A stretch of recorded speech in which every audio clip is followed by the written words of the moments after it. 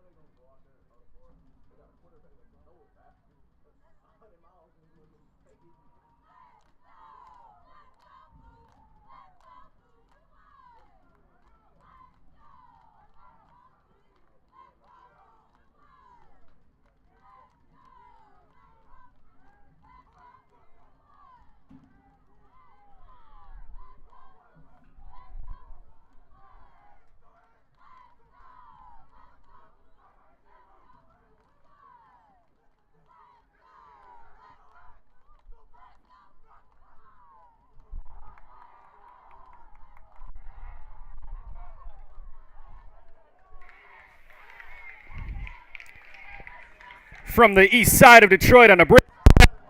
Welcome to another week of Play Football with your Community Christian College Lions. Today, they welcome in the Hocking College Hawks, who are looking for their first official win in over a year after going 0-9 last season. The Lions are in a similar spot as they haven't won a game in their program's history. Offensive coordinator Joseph Hensel has stepped down due to personal reasons, and it'll be head coach Jeff Reardon calling the offense for the Lions today. After only scoring 7 points over the past 2 weeks, he said that all 11 positions on the offense are up for grabs, and it'll be up to the players to secure their spot for this team. As for Hocking, it'll be Issa Tachari will be leading their offense at quarterback, and they're depending on him and running back C.J. Curran to be explosive today. Hello, everybody. My name is Garrett Pogg, and thank you for joining me today on a crucial matchup for both of these teams. The Hawks lost to the College of DuPage 49-12 last week at home, and head coach Craig Moore stated that his team started out strong in the first 20 minutes and faltered out as the game went on with too many mistakes and not enough explosive plays. For CCC, they had a similar script against Iowa Central 2 weeks ago, but a 70-0 loss at Snow College, quote, physically broke them last week, according to Reardon. Both teams are looking to have a more competitive matchup here today. They did play twice last year, splitting the series, but the NJCAA ruled those games ineligible due to eligibility issues on the Lions side. But enough talking about the matchup and the keys to the game. Hocking College and Moore talked about outworking the competition and ending as strong as you start, something they struggled with last week. They want to be the tougher and more physical team on the field today. For Community Christian, Reardon's big emphasis is correcting the mistakes they made the past couple of weeks, and being resilient when things don't go their way. He also talked about doing your 111, which is another way of saying do your job and do what you're coached to do. Reardon believes that if everyone plays with a positive mental attitude, they'll have success today. But the number one thing that came up for both of these teams is playing discipline. Way too many flags for both sides this season, so whoever can win the penalty battle is going to have a huge advantage in this matchup. And we are set for kickoff here, as we'll fade out our big scoreboard and get the little one on the bottom. As it looks like it'll be Hocking College kicking off here to Community Christian. Back to receive for the Lions is number, I believe that's 84, Trey West. And number 16, Xavier Smith. Smith on the far side, West on the near side. Yeah. Kicking off for Hocking is going to be, what's his name? Kicking off for Hocking is going to be number 28, Carson Copeland, the special teams extraordinaire. He'll be kicking, punting, and starting at linebacker today. As we are almost set for today's matchup.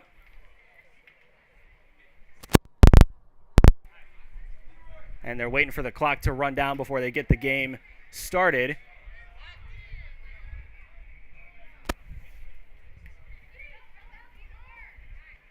And we do not have it looks like we don't have a clock operator in the press box.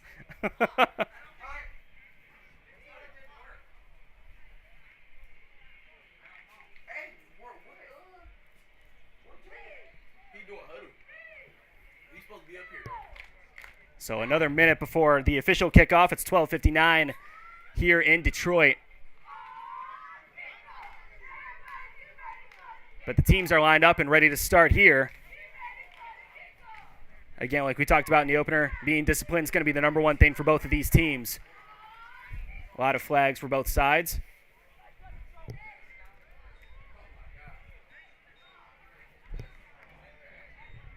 And it looks like because there's no clock operator in the booth, it'll be time kept on the field once again. But we do have a scoreboard operator.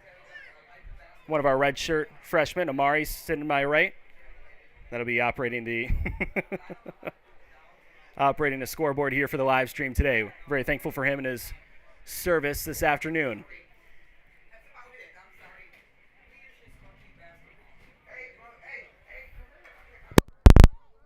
We need like 2 more people. And we're ready to get it started. Carson Copeland throwing the arm up. And ready to kick off. He will. It's going to be a bit of a squibber. Comes down to the middle. Community Christian going to take that past the 30, past the 40. Tripped up. Receiving that. 11. Devon Jacker. Early sirens. That is not us. I'll tell you what.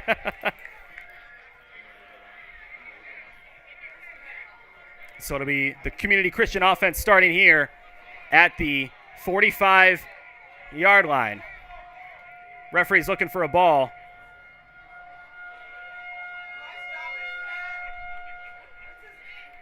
And so it's going to be, so it is going to be a rotating quarterback for Community Christian. Getting the official start at quarterback is going to be number 0, Mekhi Hunt, who started the past 2 weeks. Now ready to get going. In the shotgun. Running back behind him. Motions the fullback. Snap. Handoff. It's going to go to number 14, who moves it up past midfield. That's going to be a gain of 5. It'll be 2nd and 5 for the Lions. Carrying that one is number 14, Javon Smith. One of the newer additions to this team, and it'll be 2nd and 5 for your Lions. You're good. 2nd and 5 here for the Lions. Scroll.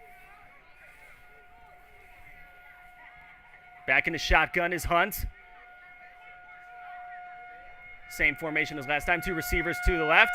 That tornado siren is quite annoying. It'll be a motion end around pass, or handoff, excuse me. Receiving on that one is number 84, Trey West, who was back to receive the kickoff last time around before the squib moves the chains. It'll be a 1st and 10 for the Lions.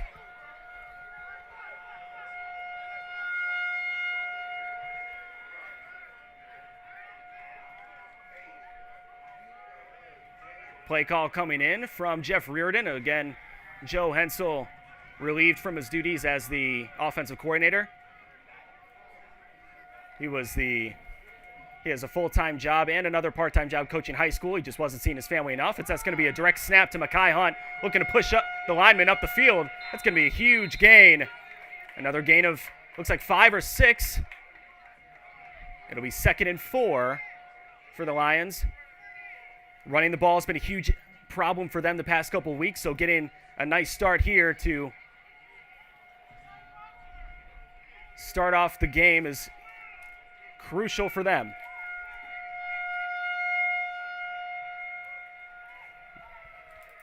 As the game just started, just a little less than 3 minutes into the game.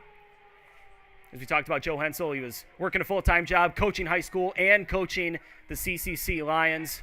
Just became a little too much for him. He's got 2 young daughters at home. He wanted to see. He is back doing that. Jamel Thomas motions over. Handoff goes back to number 14, Jovan Smith, who gained the starter running back. Pushes it up. It was actually a 2nd and 2. No, excuse me. It was 2nd and 4, so it pushes it up. Now it's 3rd and 2. Maybe 3rd and a long 1 for the Lions. 4 straight run plays. Last week against Snow College, they had negative 13 rushing yards in the entire game. They lost 70-0 to the number 5 team in the country, Snow College. 359 rushing yards in that game. Just a complete manhandling affair. But now CCC able to get off to a better start. Mekhi back in the shotgun, still motions over. Jamel Thomas, leading receiver, hands it off. Running back going to get it up. That's Javon Smith once again. Does he have enough? It's 3rd down, and he is going to – they're going to call it short. It's going to be – looks like he got it based on what the chain gain is showing us here. And they are going to move him up, so it is going to be 1st and 10 for Detroit.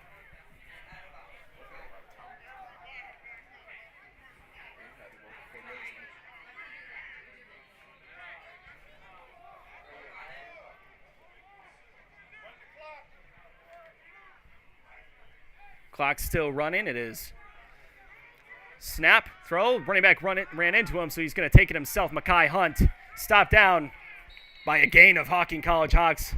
Leading there for the tackle for loss is number 46, Logan Olery, the freshman defensive back from Troy, Ohio.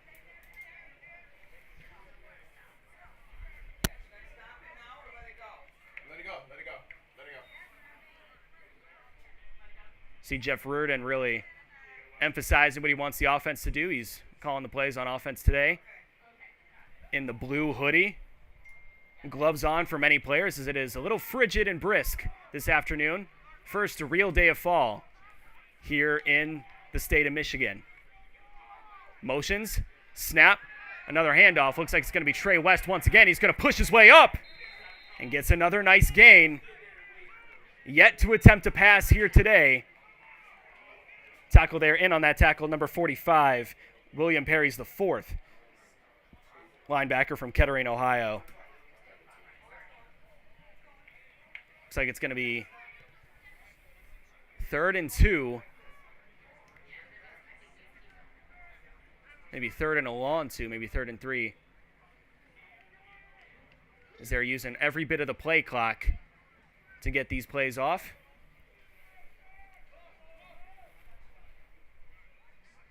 Still in the shotgun once again. Running back behind him, Javon Smith. 2 receivers to his left. Motions Smith in front of him. He's going to move back. Snap. Fake handoff. He's going to run it up the middle. And a gain of nothing. Stopped by the entire defensive line there. Primary tackler, number 42, Jonah Bibler. Excuse me, it's LaQuillen Battle. Linebacker from Columbus, Ohio. looking to make a case for himself to play for the other team in Columbus.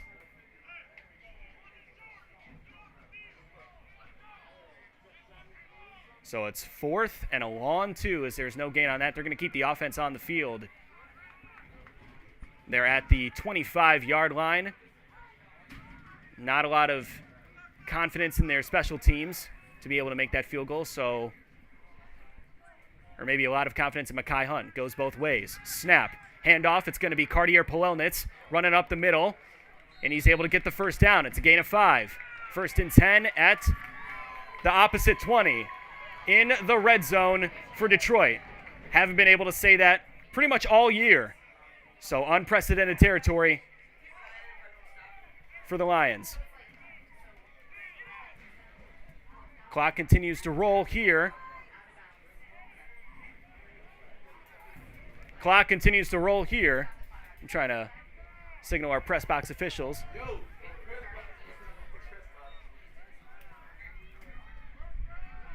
Again, junior college, we got a lot of new people on the job, we'll say. But regardless, here we go. In a quarterback, we got a new one. It looks like it's number 11. He's going to sail that pass way over. Stop the clock. So throwing his first pass of the day is number 11, Michael McClure. We weren't sure if he was going to play today. He got a little banged up in last week's loss to Snow College. Jeff Reardon says he's the best athlete on the roster.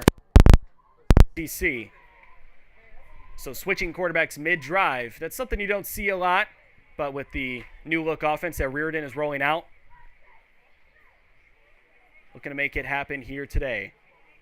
Michael McClure, the former Ferris State athlete, graduated from Detroit Edison at high school. He's emptying the gun. Trips receivers to the right.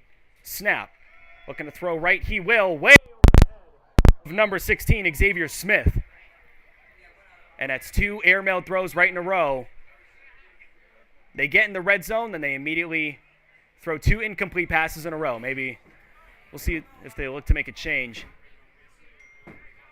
As of right now, they're still rolling with McClure. So 3rd and 10 at the 20-yard line. 0-0 still the score in this game.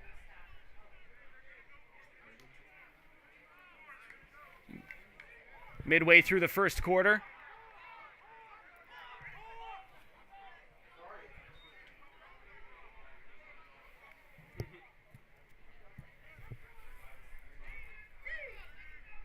So in the gun, running back to his left, that's Javon Smith. Low snap, he's able to corral it.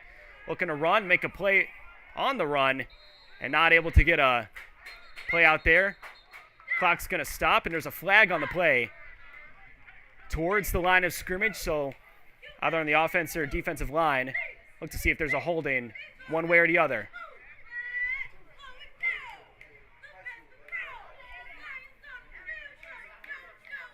It's going to be a holding on the offense, and it'll be, they're going to repeat 3rd down. So it'll be 3rd and 20 instead, looking to back them up, not give them the option to kick the field goal. 20. So 3rd and 20 here for Detroit. Still in the gun is going to be Michael McClure. 5 wide of receivers. Motions one to the other side. Motions the receiver to the other side, excuse me. Snap. Looking to run right. Throws. Not aware of the pressure. It's going to be thrown. Almost intercepted. And bullying him on that throw was number 82, Alan Payne Jr. from Chicago, Illinois. In on that, trying to get the sack, but able to release the ball just in time.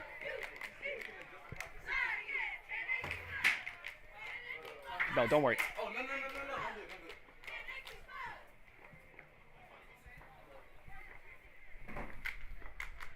So it brings up 4th and 20.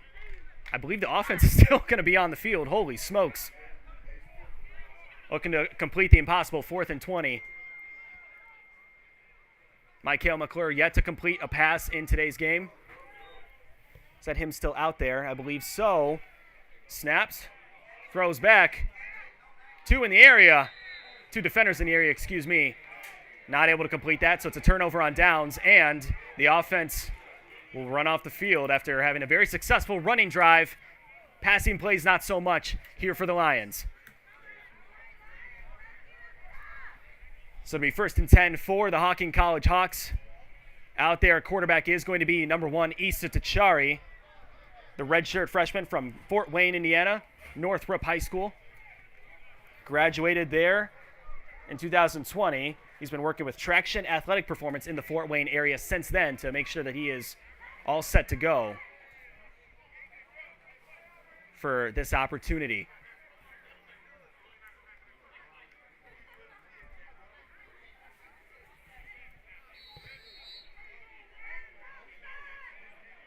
Starting next to him at running back is going to be number 21, Jason Threat from Grove City, Ohio. Looks for the hard count. Running back moves to his left. It's a handoff. Threat gets the handoff. The carry, I should say, and he will take it up for a 5-yard gain up to the 35.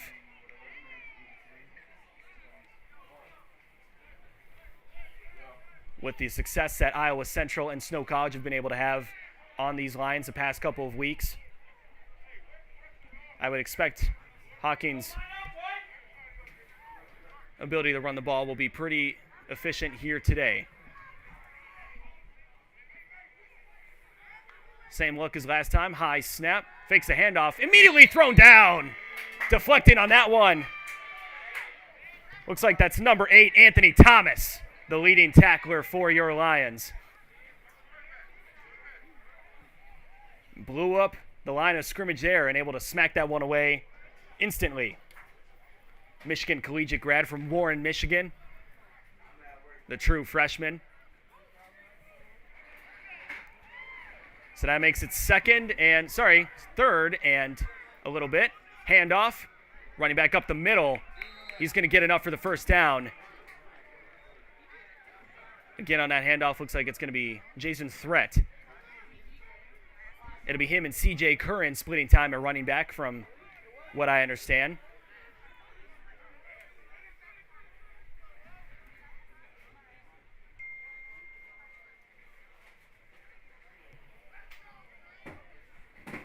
Tried to fake the handoff a couple plays ago.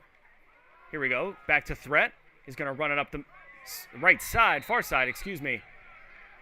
Looked like there was nothing there, but that second burst of energy able to get him up. It'll be 2nd and 5. Just a little below midfield over at the 45, 46-yard line now. 2nd and 5 for the Hawks. They've had the same look almost every play. 3 receivers to the left. Running back to the left as well. Issa Tachari gets the high snap. Looks to fake the throw. And he's going to be set. Who is that? Big man. Looks like that's number 62, Mario Smith on that one. Huge play for the Lions. First sack of the day for either side. And it'll bring them back to the 40. It's 3rd and 11.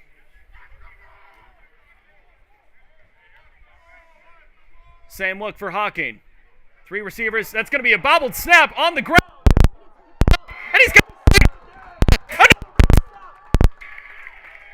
in on that. Pritchett, the tie specialist. It's going to be 4th and forever, and they'll have to bring out the punt team. So 2 sacks in a row. First from Mario Smith, the second from Ray Pritchett. And Jarrell Allen, the defensive coordinator, has to be happy with that one.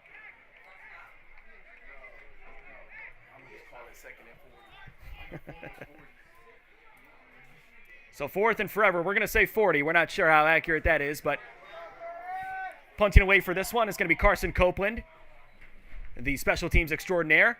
And it's going to be Bobbled punt. Look at him play on top of it. And either way, it's going to be CCC's ball. Just a matter of who gained possession of it, because even if Hocking was able to fall on top of it, it'd still be the Lions' ball because they're not in range to be able to get the first down. So I'm not sure if it was a bobbled punt or if it was blocked. We'll have to review the tape for that one. But either way, it's going to be 1st and 10 for the Lions in Hocking territory.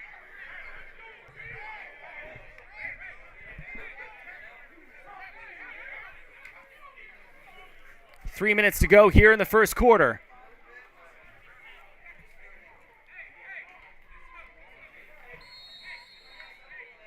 Out at quarterback for CCC is going to be Michael McClure once again.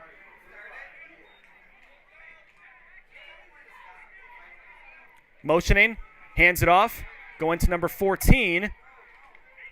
Pushing up is going to be Javon Smith, who lined up a running back to start the game. He was out wide and motioned over to receive that carry. Makes it about 2nd and 8 for the Lions.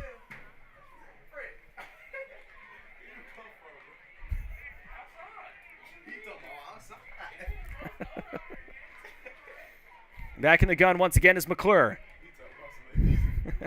Motioning a receiver over. Gets the snap. Looking right. Throws. Going to be way. It's been the story of the day for McClure. He had Trey West wide open. I shouldn't say wide open. He had a cornerback closing in, but. And now it's going to be McClure coming out at quarterback and Mekhi Hunt going back in. Look to see if Hunt will attempt to pass here. He's received a majority of the snaps up to this point.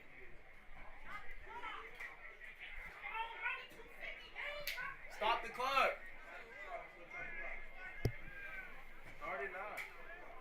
Get some confusion in the box as to when we're starting and stopping the clock. Motions the tight end over. That's Jamel Thomas. Snap. Handoff. Running back. Looking to move up. Looks like it's Javon Smith once again. By number 16, Allen Simpson from Louisville, Kentucky.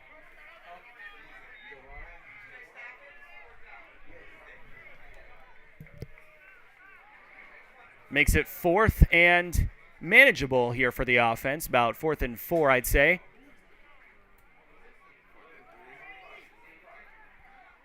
Close to the 30-yard line. And it'll be Mekhi Hunt going again. Javon Smith behind him. Motions Jamel Thomas over. Leading receiver for CCC. Hands off to Smith. He's able to push up. Did he get enough? Yes, he did. That's a first down for the Lions at the 25-yard line.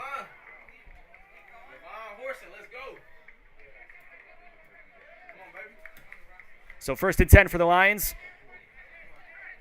Getting dangerously close to where they were last time. Substitutions coming in for Hocking. It's going to be a 3-man rush here for the Hawks.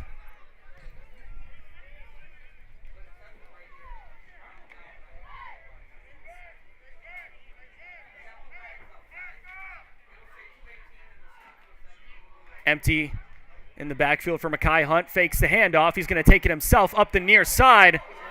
That's a horse collar if I've ever seen one, and he's going to get the flag on that. Charged for that flag is going to be number 40, Breon Murray, the freshman linebacker from Indianapolis. So it would be about 2nd and 5, but the horse collar penalty is going to move that one up at least 15 yards. It'll be 1st and 10 for the Lions at about the 11-yard line. So 1st and a long goal, we could call it. But it will be 1st and 10 because they'll have another set of downs that they're able to get it within the 1. Mekhi Hunt back in the gun. By himself, motions over, receiver, takes it himself. He's going to have 2 linebackers right in front of him. That's a tackle for loss. led there by number 92, Jacob Nunn, the defensive lineman from Medina, Ohio. So 2 free rushers not able to allow Mekhi Hunt to go to work on that play. It'll be about 2nd and 13 as we near the end of the first quarter.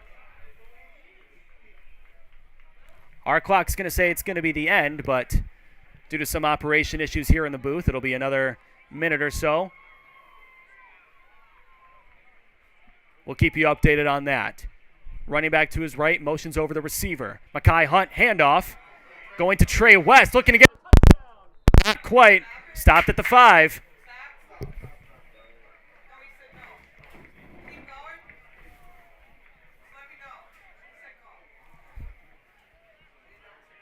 And it'll be, looks like 3rd and just a smidge.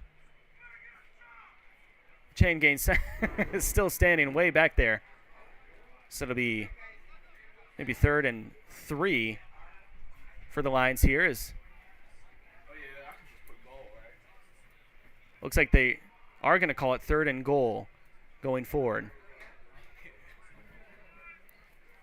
Mekhi Hunt motions over Jamel Thomas. Handoff. It's going to be Javon Smith looking to get his first touchdown of the year. Not able to do so. Stopped short at the 3-yard line. So it's going to be 4th and goal from the 3. And we'll look to see what the Lions are going to do here.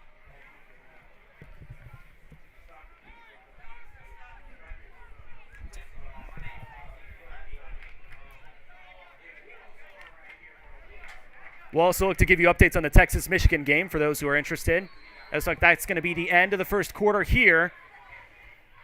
Lions 4th and goal, looking to get their 2nd touchdown of the year. We'll start the second quarter here in just a little bit. It'll be 4th and goal on the other side of this.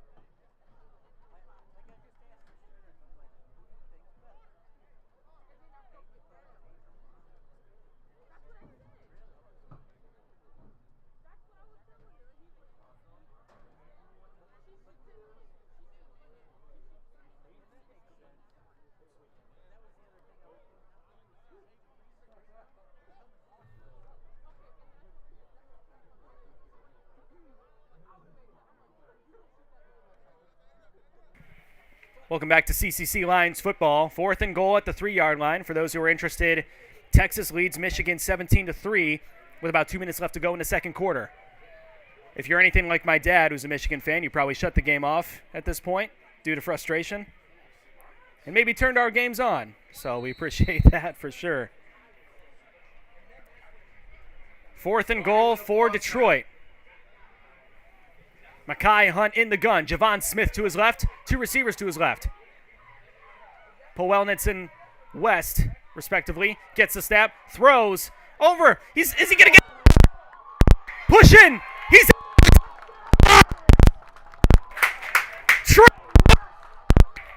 High issue. Through the tackler for the touchdown. And very early here... Oh, you got it. Early here in the second quarter, the Lions scored their second touchdown of the year, first of the day, and first of the season for Trey West. Hey, that's one, Trey. I need a pick 6 now. So now, ready to put up the extra point is going to be Sean Russo. Looking to put it up, and he's going to give up right. Holder was on that one by Leading off by number 7 was Madudzu Mansu from Parma, Ohio. There's about 3 others in there as well.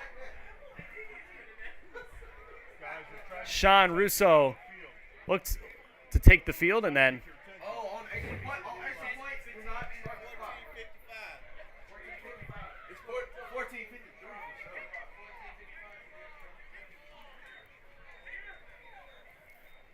so it'll be 6-0 here for the Lions after that failed extra point. Kickoff specialist for your Lions is going to be Marcellus Hunt.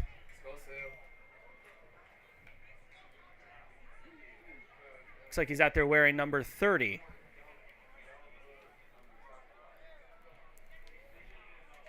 Back to return for the Hawks is going to be number 4, Davion Perkins, as well as Pavel Henderson, the freshman receiver.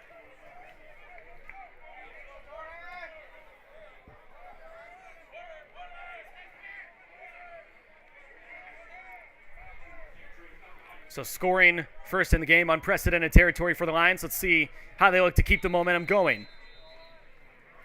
Only 1 flag throughout the first quarter. That's pretty unprecedented for both teams. Kickoff. It's going to be Squibb. Hits the hits the player right. Going to go back. Are you? Hold on. Marcellus Hunt beamed that kick direct to the Hocking College player's chest, right back to the Lions, and they're able to corral it for first. I don't know if I've ever seen that. And unreal.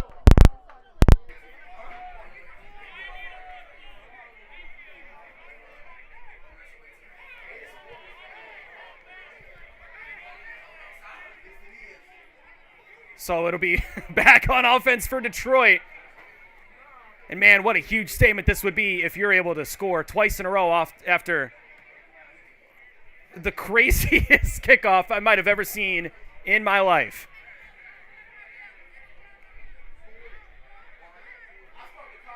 Texas up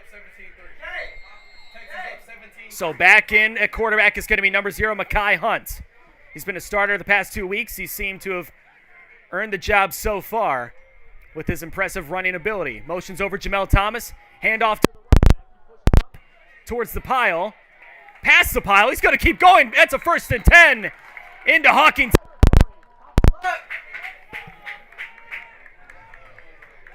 Taking that one back is going to be Javon Smith, I believe, once again.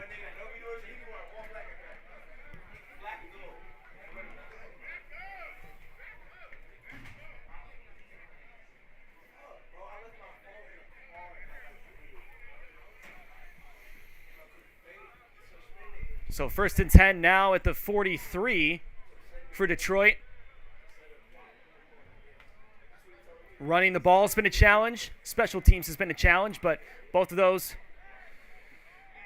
not so much here. It's going to be a handoff back to Javon Smith. Pushes up, past the line. It's going to be 2nd and 6. Past the 40 up to the 38.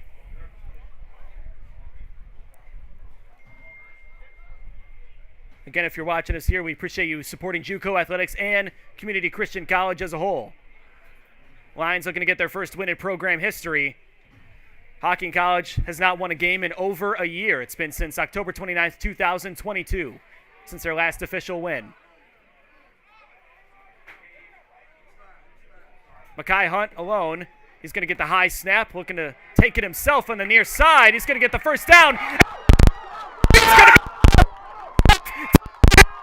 He's going to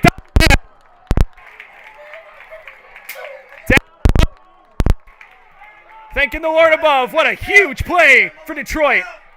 38 down.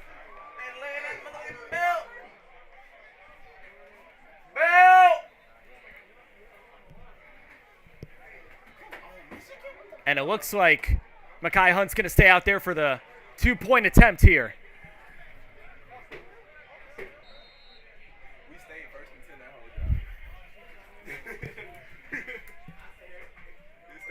So not a lot of trust in their special teams. It's going to be Mekhi Hunt back in the gun once again. Javon Smith to his left, two receivers to the right. Motions the receiver over, looks to hand it off. He will. Looking to see who that is. He's going to be stopped short of the goal line. Looks like that was Trey West once again. He's been receiving those end-around handoffs all day. So the score is going to be 12-0 here for CCC with a little bit into the second quarter.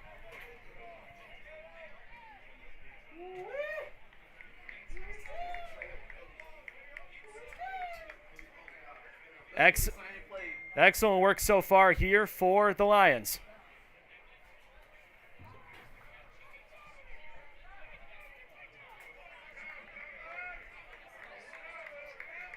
So back to kick it off for the Lions is going to be Marcellus Hunt.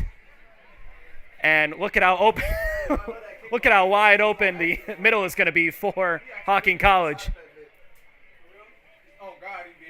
Now looking to get beamed in the chest once again.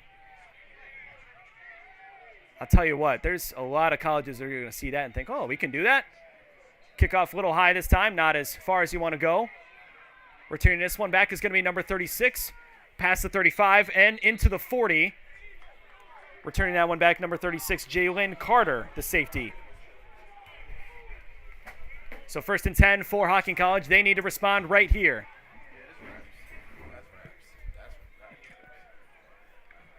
Momentum firmly on CCC's side.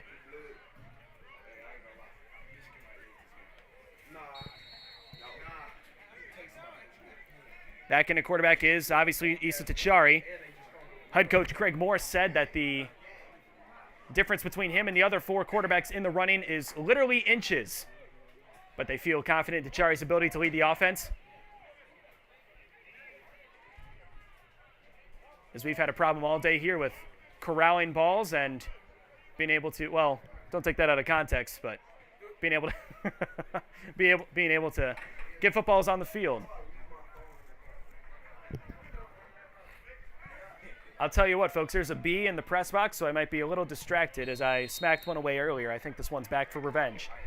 1st and 10 for Hocking College. Running back to his right. Snap, handoff, pushing up towards the pile. Tackle on that one's going to be number 8. Anthony Thomas led the team in tackles for the past 2 weeks. Looking to do so again here today. And our running back is number 6, C.J. Curran. Handoff faked. Back to Issa Tachari. There's going to be a flag on the play. Looking to keep the play alive. He's going to get tackled for a huge loss. Hey, C-Deuce, chill out. And on the tackle on that one is going to be, I think it was Anthony Thomas once again. A few different players in there for the tackle for loss. Flag's going to move him back. It looks like it's a hold on the offense.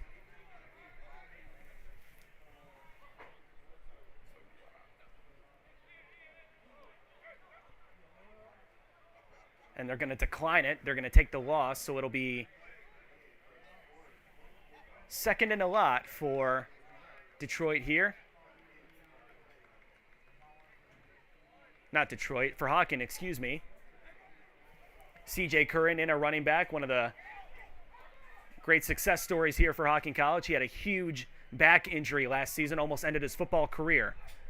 But now he's back on the field, and it looks like he's going to have a chance to be a really special player at the next level. 3 receivers to the right. Snap goes to Tachari, looks right, throws, close, has it in bounds. Who's the receiver on that one? It's number 4. Davion Perkins, the slot back sophomore from Cincinnati, Ohio. So it's going to be 4th and short, or medium, depending on what your definition of short and medium is here.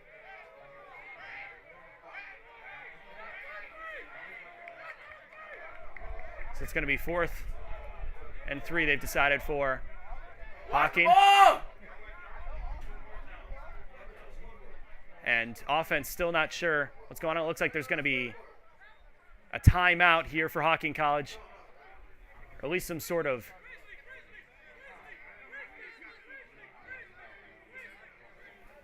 comment made to the refs from Jeff Reardon at least. Looks like it is going to be an official timeout for Hocking as they look to strategize what they'll do on 4th and 3.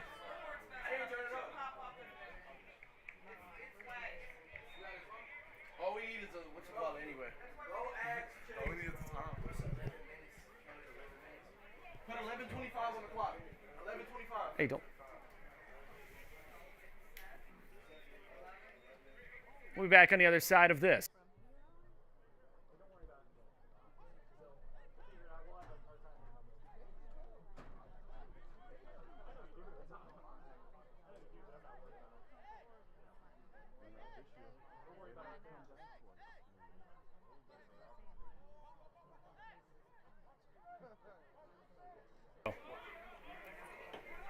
After the timeout by Hocking College, it is going to be a punt from special teams extraordinaire Carson Copeland. Also the starting linebacker. Back to return it for your Lions. Looks like it's number 16, Xavier Smith. Watch the fade. So close to midfield. 4th and 3, they decided they do not want to go for it here. At least it's how it looks. Snap, hold, able to get the punt off successfully. It's a beauty. It's going to be pinning them back, into the 15-yard line. Actually, the ref will mark it at the 20. So you still get that IN20 stat for the punter on that one.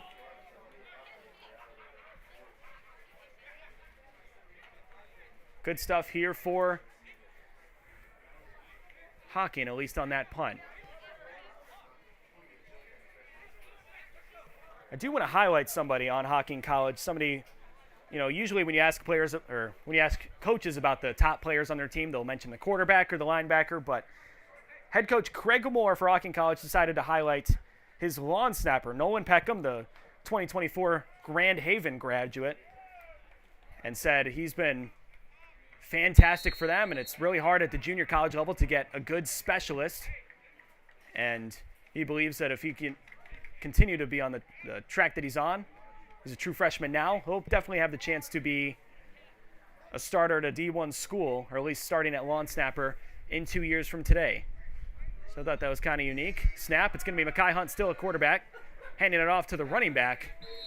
Looks like we got some aggressiveness there in the pile. Ref's going to try to keep a fight from going on there.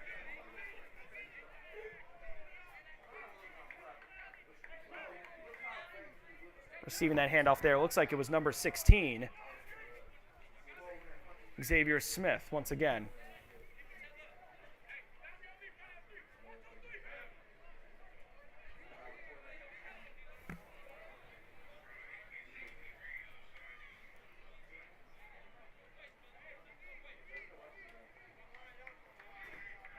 Reardon sending the call in. It seems like however long the play clock is, it's got to be longer than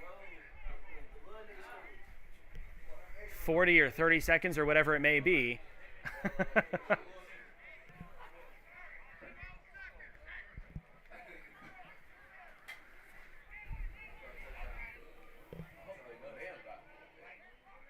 Motioning over the receiver. Fakes the handoff, looking to throw left. He's got a receiver all alone. That's going to be Trey West once again, looking to push forward. He's going to have the first down and more to go. Stopped out of bounds by number 10, Deshaun Hopper on that one. So it's another 1st and 10 for the Lions. And I'll tell you what, my conversation with head coach and athletic director Jeff Reardon before the game started, he said, hey, I hope, we scheduled two really tough opponents the past 2 weeks, number 8, Iowa Central, and number 5, Snow College. And he hopes that his players were able to get the right lessons from that and able to build a resiliency and to see what it takes to be a top-level program. He was worried about the confidence level coming in, but I'll tell you what, these Lions look as confident as ever. Fakes the handoff. It's going to be Mekhi Smith once again.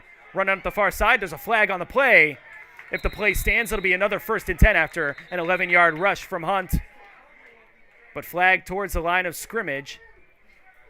And it looks like it was a a flag against the Lions. So as we wait for the official call, it is going to be a holding towards the offense. It will move them back. It'll be 1st and 20 at their own 30-yard line.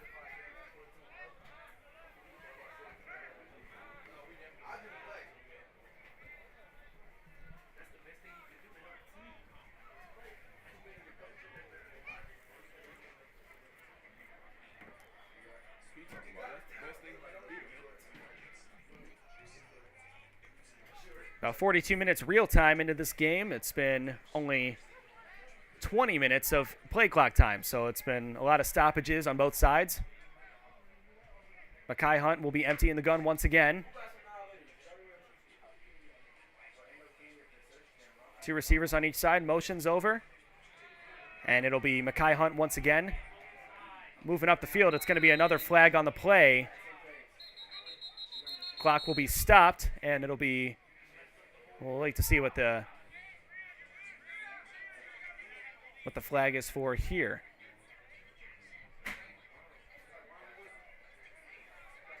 We talked about the discipline early in this game. We wanted to see how disciplined these teams would be.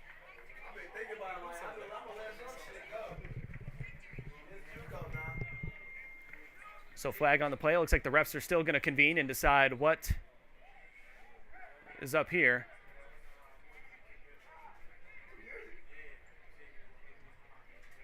It's going to be a flag against, I don't know if the head official knows what's going on here. So it is going to be against the defense. And whatever it was, it must have been huge because that's going to be a 15-yard penalty and an automatic first down.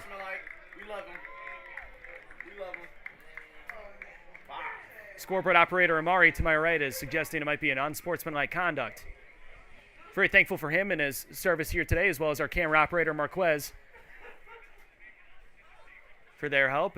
Obviously, live streams and good broadcasts such as these wouldn't be possible without them. It's a first down. Go that way. So 1st and 10 here for the Lions. Refs still trying to decide amongst themselves what on earth is going on. Play will resume. It's Mekhi Hunt back in the gun once again by himself. Motions over the receiver. Low snap. Throws. It's going to be a screen pass, maybe a rush, depending on how you look at it. Plays behind him. Another flag on the play. Receiving that one was number 14, Javon Smith, who's operated as both a running back and a receiver in this offense. Trey West helmet came flying off on the play. Looks like things are getting a little chippy between cross-state rivals, CCC and Hocking College here today. Of course, if you're new to either one of these schools, Community Christian, the only JUCO football school in Michigan. Hocking College, the only JUCO football school in Ohio. So look like it's going to be an unsportsmanlike conduct, a little hands to the face towards the defense. I believe it's going to make it an automatic first down. So it pushes Hocking back once again. And from the Lions' perspective, it pushes them up. So they're thankful for that. We talked about the discipline issues for both sides in this game. So far, the Lions have been the more disciplined team, but it's been close. Okay, respect.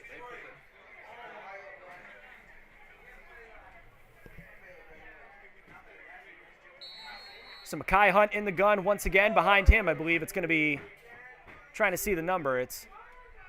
Looks like it's Sean Russo, but I could be wrong on that. It's going to be a handoff to that running back. Bowling ball up the middle. It's going to be 2nd and 5, it looks like.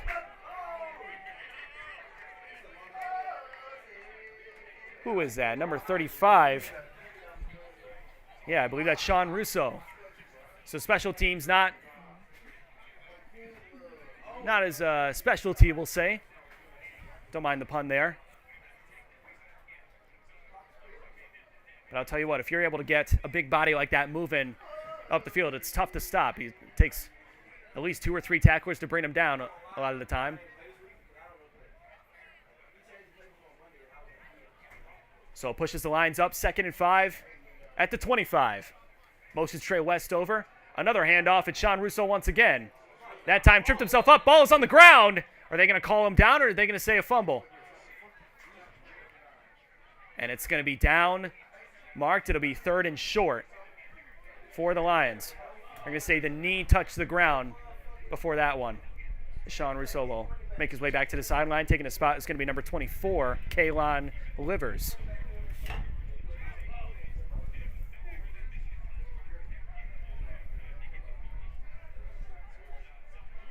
I would update the score for Texas and Michigan, but I do not think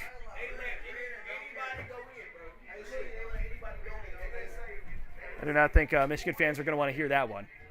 So we'll get back to this game. It's Mekhi Hunt in the gun once again. Hand off Trey West, trying to make a man miss. He will not be able to do so, stopping him for a loss on 3rd down.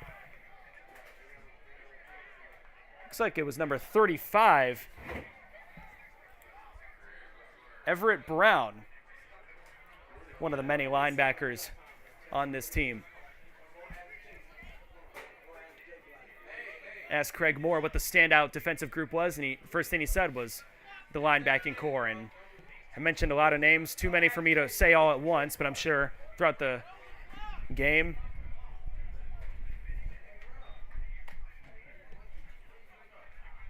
you'll hear me talk about him as it goes on. So midway here through, looks like it's going to be a timeout towards CCC. So again, another 4th down situation where a team takes a timeout looking to see what they will do in opponent territory. And we'll be back on the other side of this.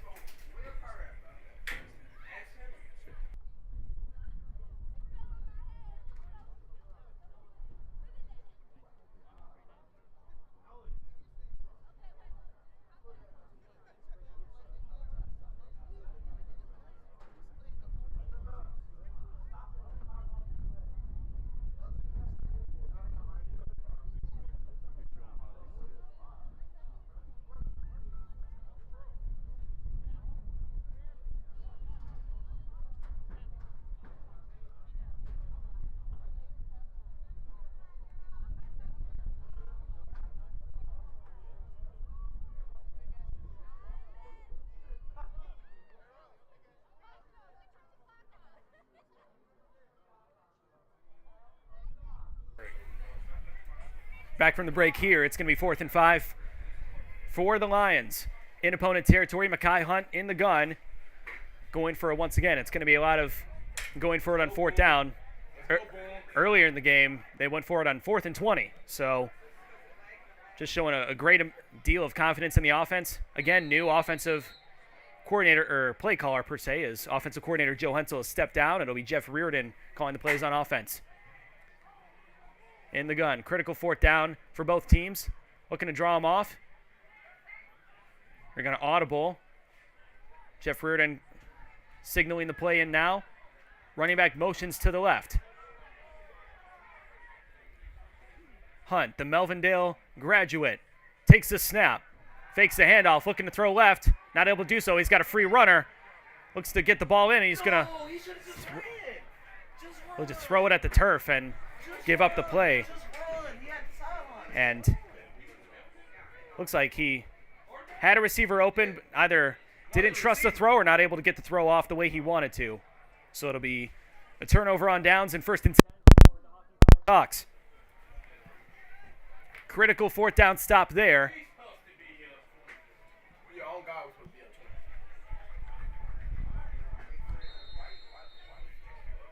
This will be trips receivers to the right for Issa Tachari and co.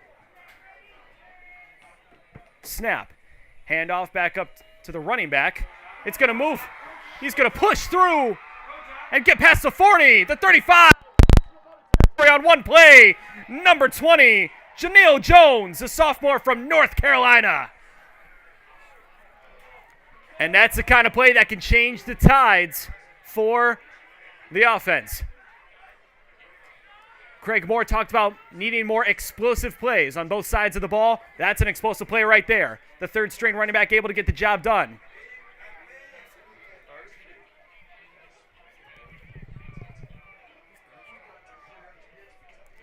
Looking for the snap in the gun. High snap, corrals the ball. Looking to get sacked right away.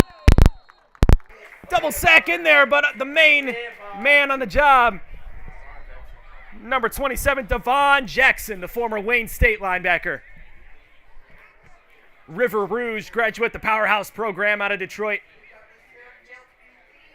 And that is a huge stop. Makes it 2nd and long. Easy for a team like this to get discouraged after letting up a huge play. Devon Jackson saying, "No, sir." Showing them who the alpha is in the linebacking core.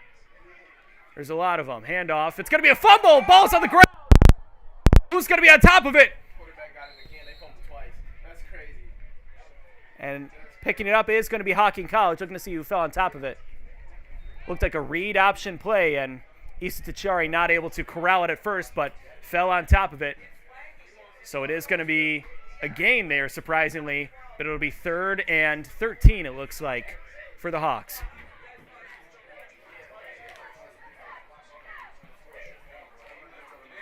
Clock rolling down here. Less than 5 to go. Throwing deep, looking for number 4. Throw was too far. Looking for Davion Perkins in the end zone. There were 2 Lions in there on coverage. Ralph Gaston, the leader of the defensive safety, wearing those bright green shoes. And number 37. I don't have a number for it. Sorry. Looks like it's, my bad, that'll be D'Angelo Hobbs, I believe, on that. Might have the wrong number on that. So 4th and short.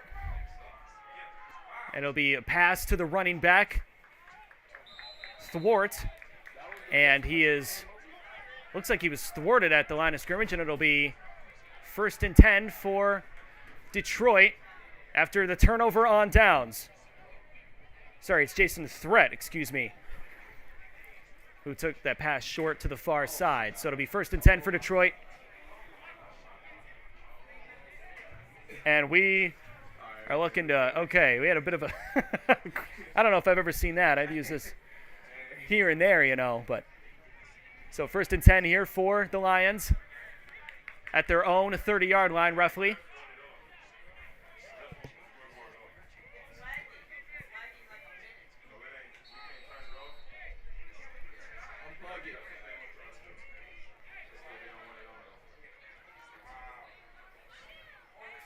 So now 1st and 10 for Detroit. Looks like it's going to be Mekhi Hunt again, I believe. And at this point, he's probably won the starting job.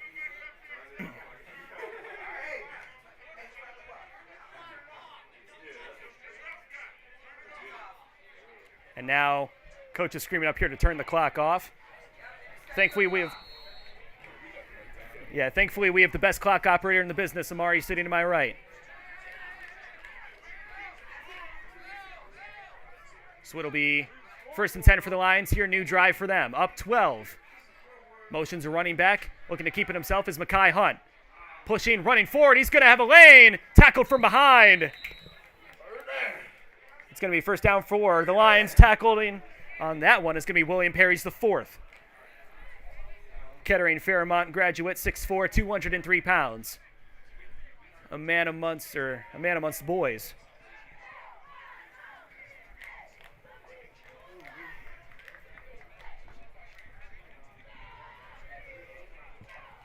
So 1st and 10 here for the Lions. They've had an excellent game so far, been able to run the ball effectively after having negative 13 rushing yards last time around. And it's going to be a stop in the backfield. Tackled in the backfield there was number 20, Mateo Ledesma. Came on the end around there. And it's going to be stopped for losses. It'll be 2nd and 14.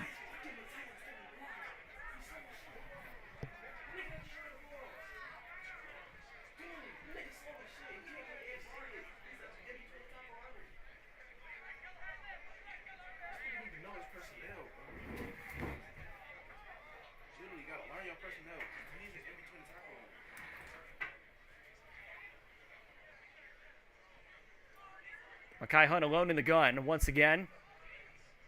Trips receivers to the right. Receives the snap. Has all the time in the world, looking to move with his feet. Able to get a receiver there. Jamel Thomas not able to corral it in. In there to distract. The passer was number 43, Legustus Hines, the free safety. Jamel Thomas has been the leading receiver for the Lions the past couple of weeks. Has not received a pass here today.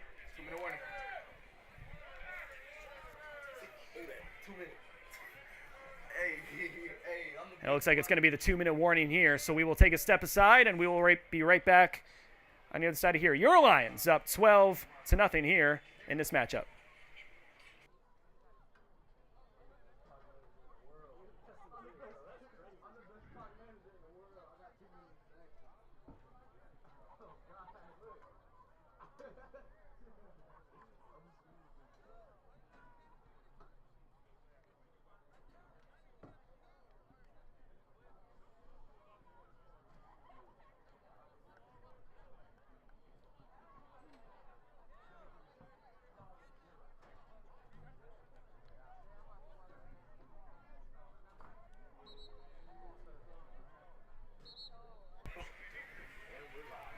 After the 2-minute warning here, Lions are going to have the ball. Looks like 3rd and a little bit to go.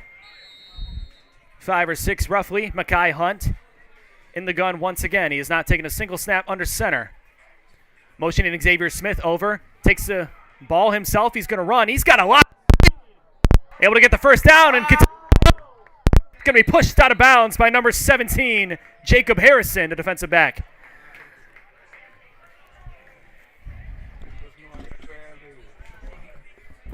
And the 0 to 100 on Mekhi Hunt has been electric so far. It's been the difference in today's game.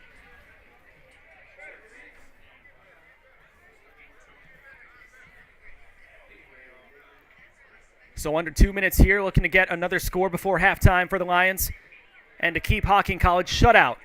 Unprecedented territory for CCC after being outscored 126-7 the past 2 weeks. But playing ranked teams will do that for you. It looks like it's going to be a timeout for the Lions here once again. As Jeff Reardon's going to make his case known about some issue to the referee and give his Lions a breath.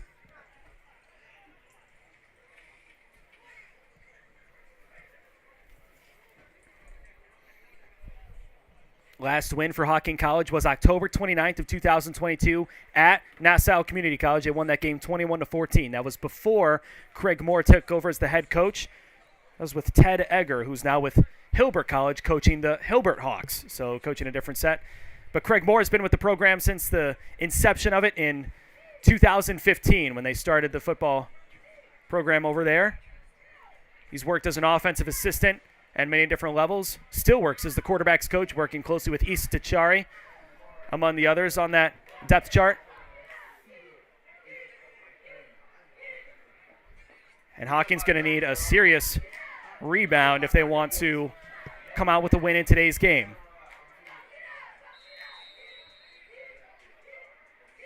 So back in, a quarterback is going to be Mekhi Hunt. Once again, 3 receivers to the right. Motions one from the right over. It's going to be Mekhi Hunt once again. That speed pushing him forward. And we don't have exact numbers for you. I apologize, but we'll say that Mekhi Hunt is somewhere in between 50 rushing yards and 150 for the Lions because he's been fantastic here running the ball. Add a rushing touchdown and a touchdown pass in there as well to Trey West as the game has continued on. So clock still rolling, 2nd and 8. Lions need a score here. They might try to run as much time out before scoring to prevent Hocking College from having a response. 5 wide for Mekhi Hunt. Receives the snap, low, looking straight ahead, looking to push forward. He's going to knock him back, looking to make a play with his feet, and it's going to be almost intercepted. In on that. Excuse me, got the wrong number on that. It's number 5, Ciante Jones. sophomore from Wilson, North Carolina. Hocking College does a great job with recruiting players from Ohio, but is able to get some players from neighboring states and even as far as North Carolina. I believe that's the farthest for a lot of players on this team.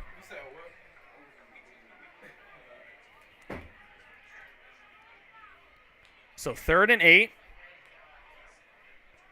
CCC looking to score one more time. 32-yard line for them. Running back to his left. And it looks like there's going to be another stoppage on the field. We've had more than enough of those. And it looks like they're going to call a delay of game for the first time today. I'll tell you what, they've been pretty loose with the play clock, but they want, I guess they got to keep some sort of ruling on the field. Can't take all the time in the world, so it makes it 3rd and 12. Excuse me, 3rd and 13. Motioning the running back over to the other side. Receives the snap. Mekhi Hunt taking it himself. They trust his ability to run the ball, and he's pushing through over into the second level. Tackling him on that one was number 2, Charles Dickard III. They call him Buddha. He's a lot slimmer than the Buddha, so don't confuse the two, but they call him Buddha. Makes it 4th and 5. 4th and 4. Somewhere around there, and it looks like that's going to be another clock stoppage, another timeout taken by Jeff Reardon. I believe that is their last timeout of the half, so looking to make this one count.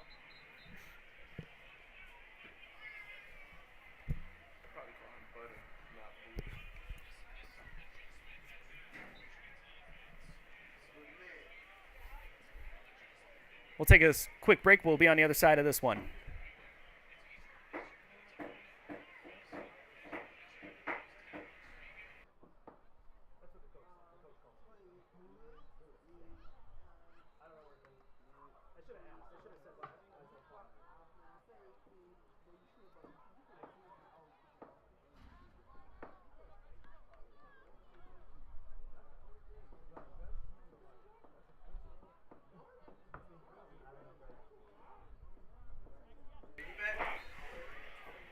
Back on the other side of that, it'll be 4th and 5 for the Lions here. Mekhi Hunt in the gun. Running back / receiver Xavier Smith to his right. Trips receivers on the near side where the ball is. Snap. Looking left, throws. It's going to be a screen pass to number 7. Flag in on the play. 4. Azion Francis. And receiving the pass, that one was Cameron Ledbetter.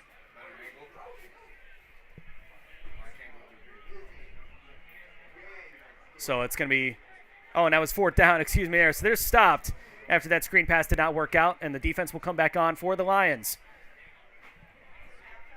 With 33 seconds to go here in the second half. Hocking's going to have to move quick.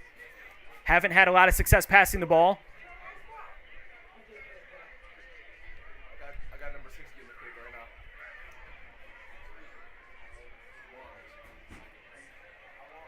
And for Community Christian, it's going to be prevent defense. Sending their farthest defensive back all the way out to the 25. No, they got Xavier Smith. That's the receiver back there. So just in case they want to try a Hail Mary, we'll have a receiver in the area, kind of similar to how the Lions back in their heyday would send out Calvin Johnson on those Hail Mary attempts. So spread set, obviously, for Hocking College. Receives the snap back. Issa Dechari moving up in the pocket. Looking to throw as far as he can. He's got a receiver. And he did pull him down. Dragging him down on that play was number 6, Chauncey Freeman. The receiver in on that play was number 8, Zion McIntosh, the number 1 receiver for this team. And you can replay it back. He had a hand around his torso, and that was enough for the refs to be able to call it. So now, with 18 seconds left in the first half, it's going to be It's a spot foul in college. It's a spot foul in college now. and it looks like both head coaches are going to be on the field talking about it.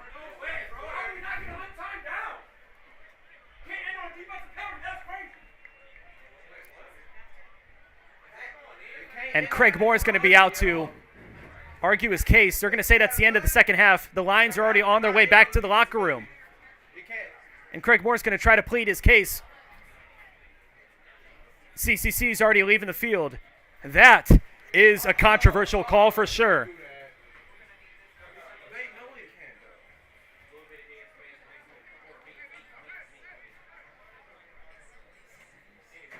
We're going to stay on here for just a minute longer, but they're saying that's the end of the second half, and the referees are talking amongst themselves. But CCC has already started to enter the locker room, and they're waving the flag off. Craig Moore taking his hat off, saying, "What on earth?" There's some controversy as to whether it was a flag or not, but they're going to say that's the end of the second half, the end of the first half, as Hocking College starts to make their way towards the locker room as well. So, score for your Lions right now is going to be 12-0 at halftime.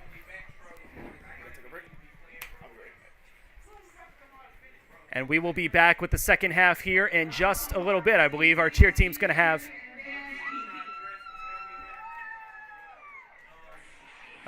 something here from the cheer and dance team here.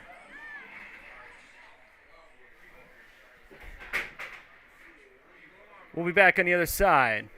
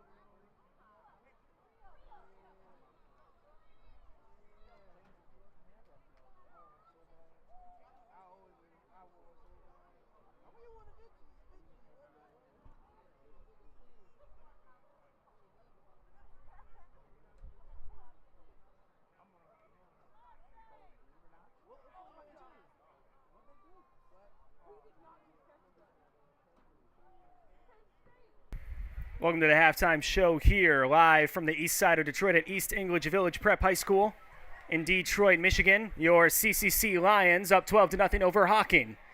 See there on the scoreboard, touchdown scored by Trey West on a screen pass from Mekhi Hunt. He's able to muscle through some defenders in order to score that first touchdown of the game. And then Mekhi Hunt on a screamer on a quarterback keeper up the left side, able to run, I think, 35 yards to be able to score that touchdown. So it's been all Community Christian here in the first half. And it's been an excellent showcase for that starting quarterback, Mekhi Hunt. Listed as an athlete on the official roster, he's able to play receiver as well. And going into this, a new offensive play caller and Jeff Reardon, the head coach, as Joe Hensel was relieved of his duties, we'll say, stepped down due to family matters and personal matters. And it came into this as a quarterback battle, so we've seen both Mekhi Hunt and Michael McClure, the former Edison High School quarterback, take some snaps. But Mekhi Hunt has ran away with that job. I expect him to be the main guy throughout the entirety of the second half. The ability to throw and run as well as he has been unmatched on both sides of the ball. And it's been that running attack that's been so crucial for them. I don't have the exact numbers here for you, but think about this. Last week against Snow College, and granted, they're the number 5 team in the country, they had negative 13 rushing yards. Their offensive line not able to do anything for them. Today, against Hocking College, they've been doing everything, pushing and bulldozing the defensive line here and allowing Mekhi Hunt and many running backs, one of them which Javon Smith, who started today's game, they have that ability to run as well as they have. So on Hocking College's side, it's been pretty much one explosive play for them. Number 20, Janelle Jones, third string running back from Wilson, North Carolina, who's able to run for, it's like a 35, 40-yard rush to get them into the opponent's territory, but not able to capitalize on that as the quarterback was sacked by Devon Jackson on the very next play. So it's been a tale of two different teams who have struggled up to this point in the season, and now Community Christian, a Division I school, playing against a D3 school in Hocking College, able to win the penalty battle as well. That was a big thing that came up in my conversation with both Hocking head coach Craig Moore as well as CCC head coach Jeff Reardon. Is they got to play more disciplined, and there's got to be not many flags on the field in order for their team to have an advantage and for them to be able to come out with the win. And it's certainly been, now that I think about it a little more, it's been a little more even, but still the Lions able to capitalize where they may. So that's, I mean, a pretty lax halftime show, I'll tell you what. But we'll be back on the other side of this. It'll be Community Christian kicking off, I believe. They started with the ball, so it'll be kicking off to Hocking to start the second half. They're up 12-0. Again, looking for their first win. As you see, they're in program history. Hocking yet to win a game in over a year and has not won a game with Craig Moore at the helm. So we'll be back in maybe, I would estimate, 5 minutes or so with the start of the second half. We'll see you then.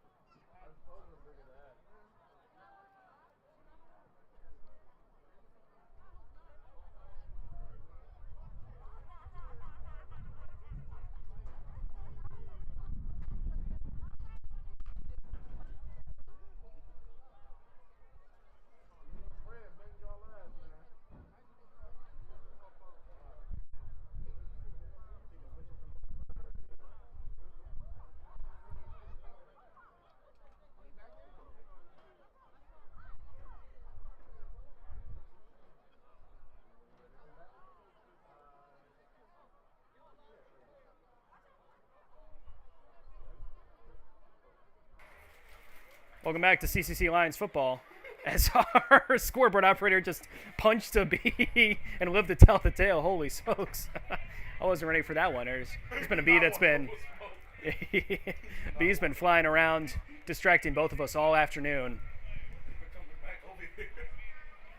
I'm shocked it's still around. It's a bit of a frigid day here in the east side of Detroit, Michigan.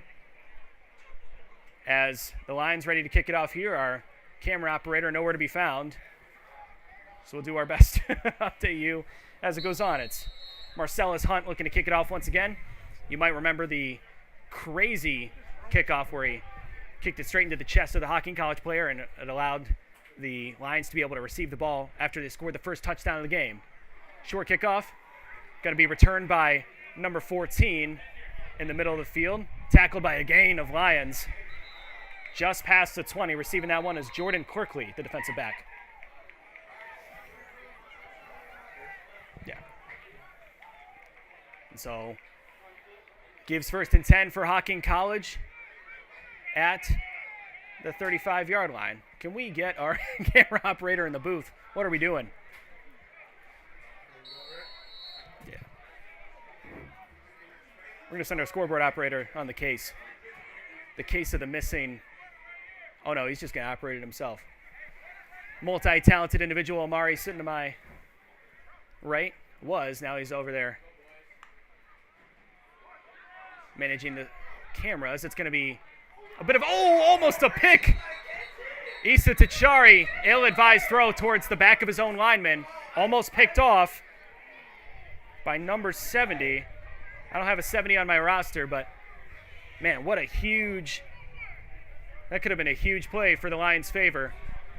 Issa Tachari, ill-advised throw. He just was getting wrapped up, almost a sack, and he looked to get the ball away and just not able to get it high enough over his offensive lineman's head. So it's 2nd and 10 for Hocking College. Not the start they want. C.J. Curran to his left. 2 receivers to the right, 1 to the left. Snap. Hands it off. It's going to be Curran slipping at the line of scrimmage, and that's going to be a loss. 3rd and 11 now. There to take credit for the tackle looks like number 10, Ray Pritchett, the defensive end. What a huge sack earlier in the game.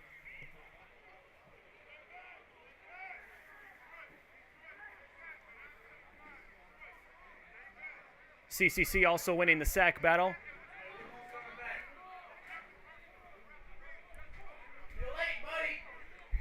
In the shotgun, Issa Tachari takes a snap, looking to throw down deep over the field. A flag on the play, looking to see. There were 3 lines in the area, 2 receivers.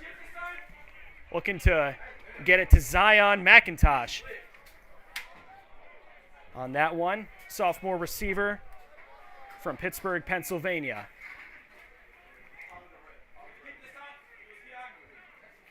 So it looks like, looking to see who the flag was on or if they wave it again. A controversial call towards the end of the second half. It is going to be marked as a pass interference against the defense, so it'll move up. Hocking, I think 15 yards. I do not believe it's a spot foul in JUCO football. But again, at the end of the second half, it was a controversial pass interference call that was waved off. It would have given Hocking College an untimed down and a chance to score before halftime. Issa Tachari takes a snap, hands it off. It's Curran, not able to get much of anything. Tackled by maybe 5 Lions players. Flag now. In on that tackle, number 44, Justice Creston.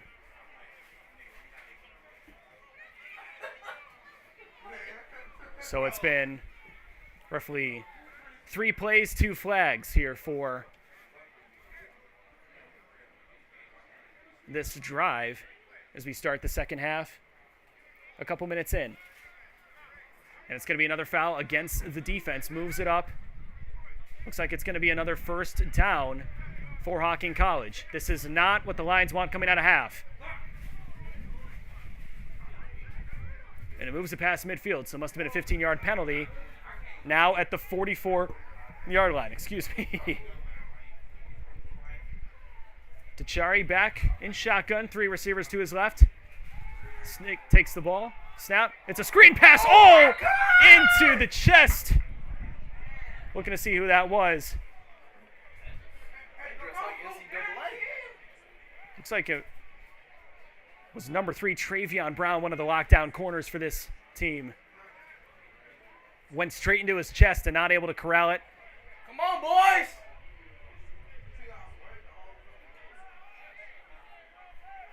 I'll tell you what, if I had a football going 100 miles per hour straight into my chest, I don't know if I'd be able to corral that in either. So I'll give him some leeway on that. 2nd and 10 for Hocking. Motions the receiver over. He's going to hand it off. He took that handoff all wrong. He Looking got to leverage. Let's go. was not able to receive the handoff the right way. It was Davion Perkins, the slot back, who's seen a lot of action on all 3 sides of the ball here. Offense, defense, and special teams here for the sophomore. So 3rd and 10, clock still rolling.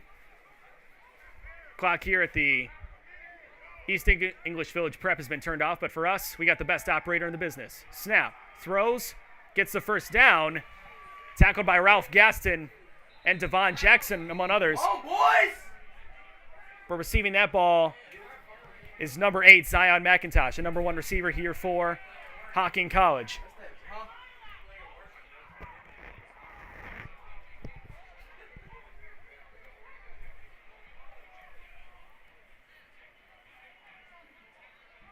So moves the chains, gets Hocking College Hey, why he say? a first down.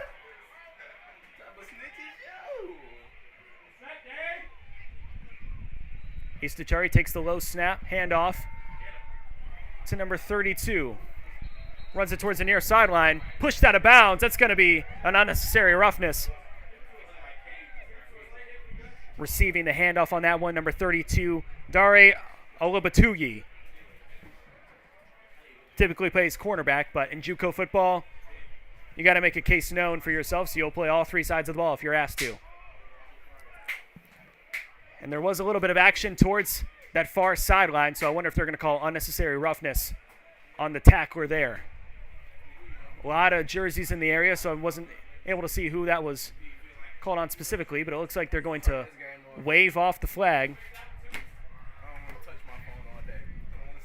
And it looks like it is going to be an unnecessary roughness on the defense. So, Hey, lock in, boys! Stay focused. Lock in. through our crowd mic, you can hear our scoreboard operator, Amari, very loudly cheering for his team, redshirt freshman. I thought that was another flag coming in, but that was the coach giving the flag back to the official. 1st and 10, inside the red zone for Hocking College. Their first time in the red zone today. Detroit's had a lot of success in the red zone. Let's see if the Hawks can do the same. Tachari receiving the play call. Olabatuyi to his left. Stacked receivers on both the left and the right. Takes the snap. Looking to pass. Under pressure immediately. It's a jail. Hey, that's intentional It's a grounding. jail. That's intentional grounding.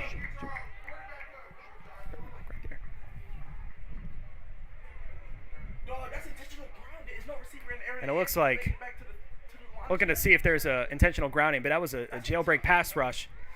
Forgive me, I was a bit distracted by some passionate fans here in the audience.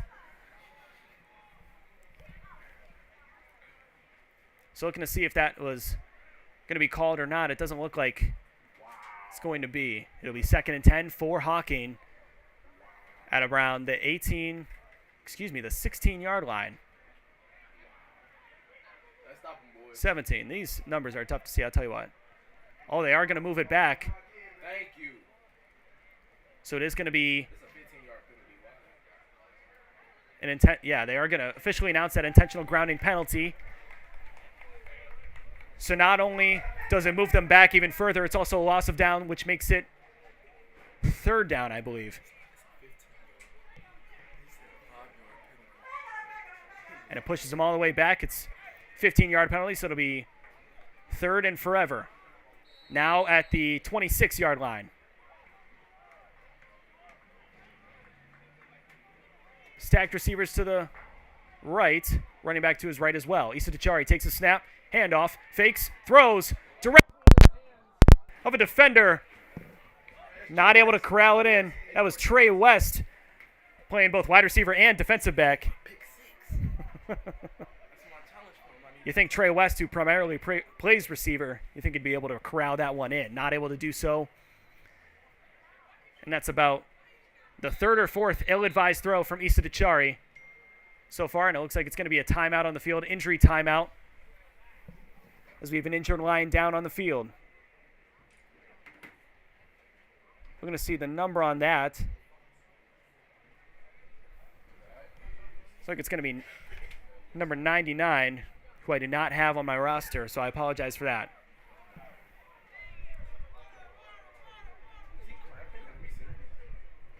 Team's calling for water, so they're worried it might just be a cramp.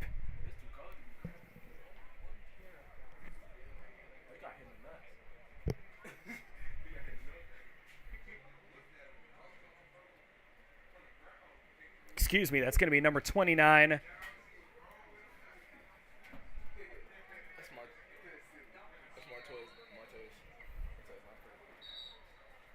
Looks like it's going to be Martez Langford that's coming off the field.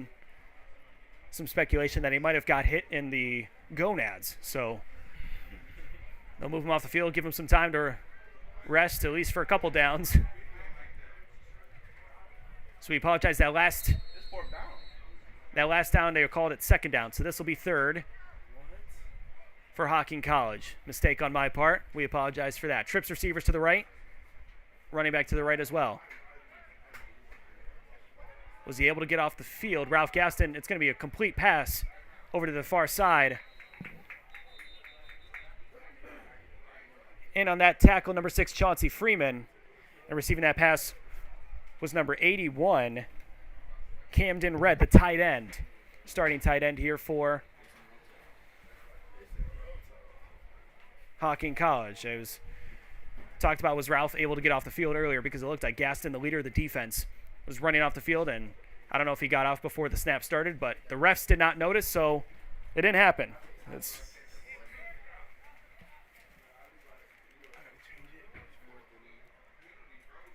it's going to be fourth and forever. It looks like the ref is announcing something. It's going to be a flag on the play, but they're going to decline it, so it's going to be 4th and 10. Clock still running, and the offense is still on the field for Hocking.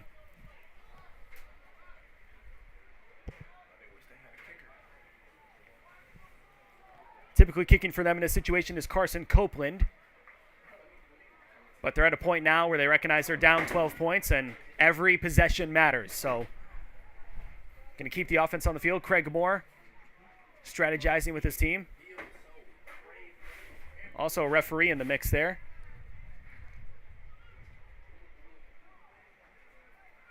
And I hope this is some sort of official timeout, as it's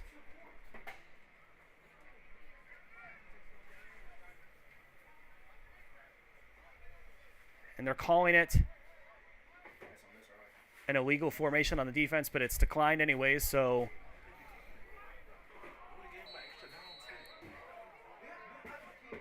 not sure what that was. I don't know if it was illegal formation on the defense. Not sure why you would decline it, especially on 4th down. Defense trying to get set for Detroit. Hocking College receives the snap. That's Tachari. Safety blitz came that way. Reaching out for the grab. It'll be a turnover on downs.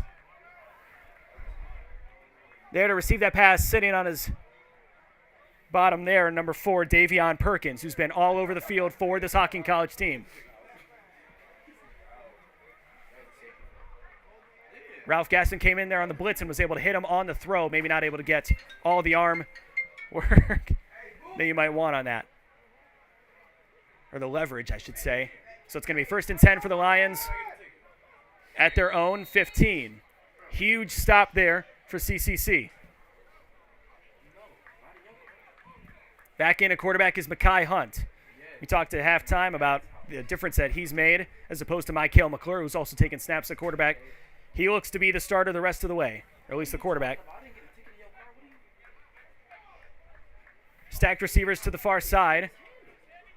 Motions one over. Receives the snap and is going to take it himself. Looking for any bit of leverage and not able to get any. No room to run and stopping him there, for the tackle for losses, number 92, Jacob Nunn. Defensive line specialist from Medina, Ohio.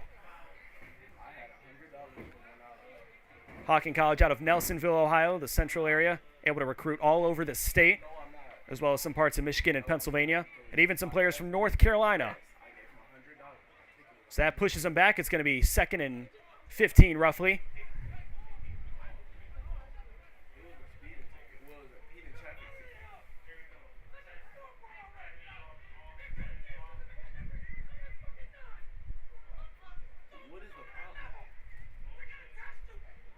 You're hearing Jarrell Allen there on the sideline. That's going to be a handoff to the running back. Receiving that handoff is, we're going to see who that is. Excuse me. It is Jovan Smith, number 14, who started the game as well. I apologize. I was a little distracted by Jarrell Allen hyping up the defense there on the sideline. I'm sure you guys heard it as well. Trying to keep his team motivated to stay in this. Only up by 12. Obviously, game's not over quite yet. Midway through the third quarter. Mekhi Hunt, 3 to his right. Takes a snap, looking to his left. Looking to make something happen. Sacked from behind. Does the ball come out? Ball's still alive. What are they going to say? And sacking him, forcing the fumble. And recovering that was number 99, Robert Sanders, the nose tackle. That is a huge turnover for Hocking College. They're going to get the ball 1st and goal at what looks to be the 5-yard line. Mekhi Hunt, not aware of the pressure, had the sack come in from behind. Able to jar the ball loose. A lot of Hocking players in the area, but I do believe it was Robert Sanders who forced the fumble. Got the strip sack on that. So 1st and goal at the 8-yard line. Hocking College looking to score for the first time today. Shut out in the first half. C.J. Curran to his right. High snap. Hands it off. It is Curran. He's going to bounce outside. Not able to go anywhere. Dragged to the ground. I believe that's number 26 on that one. Excuse me, number 27, Devon Jackson, the linebacker. That linebacking core has been huge for Detroit all season, and making a huge difference in today's game as well. Looking to get their first win in program history.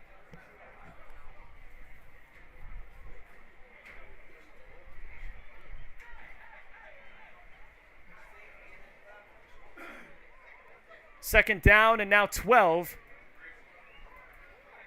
They need the touchdown.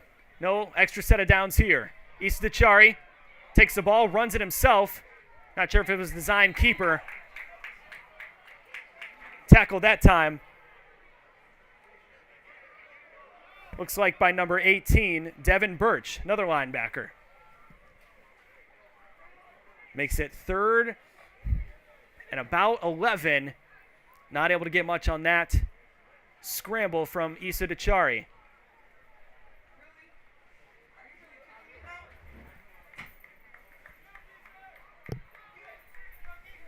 Getting late here in the third quarter. Would be an opportune time to score. Now Janelle Jones in at running back. Zion McIntosh lined up out wide, still receiving the call from Craig Moore, who's been calling the offense today. And they're going to call a timeout, as it looks like the offense not understanding the call that Craig Moore was trying to send in. Huge possession here after a major turnover forced by Robert Sanders. It'll be 3rd and goal on the other side of this.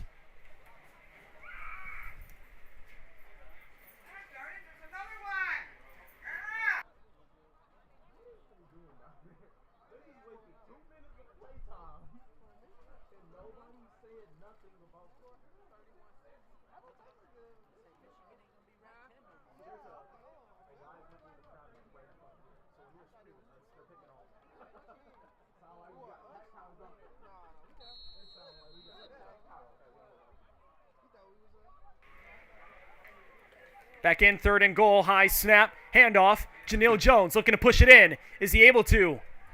Looking to push the pile over. He's going to be a few yards short. 5 to be exact. A little bit of a bend, don't break defense here from Detroit. In on that tackle. Number 27, Devon Jackson once again. We've said his name plenty, trying to overtake Anthony Thomas as the leading tackler for today's game. So 4th and 5, going to keep the offense on the field as they have all game. Janelle Jones to his left, 2 receivers to the left. One on the far right side. Tachari takes a snap. They need this one right here. Screen pass. Interception. He's going to look to. Does he? Ref has been. And he's zone.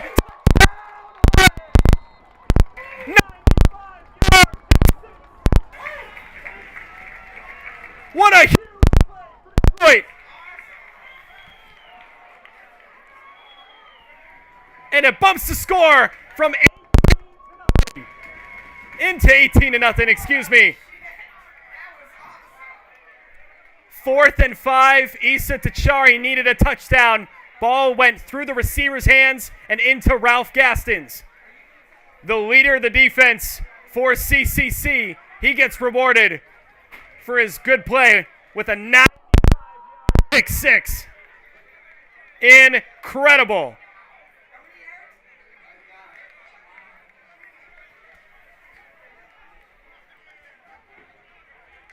Jeff Reardon's going to send his offense out there to go for 2.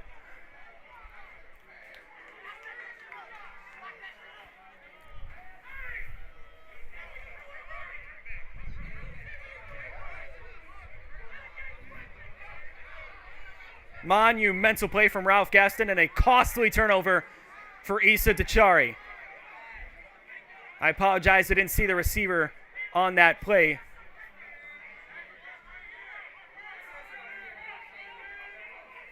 So it's going to be as we stop the clock here.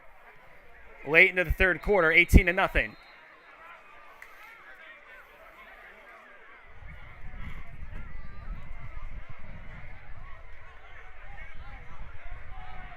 Mackay Hunt in a quarterback. Looks like it's going to be Sean Russo at running back. Xavier Smith on the far side.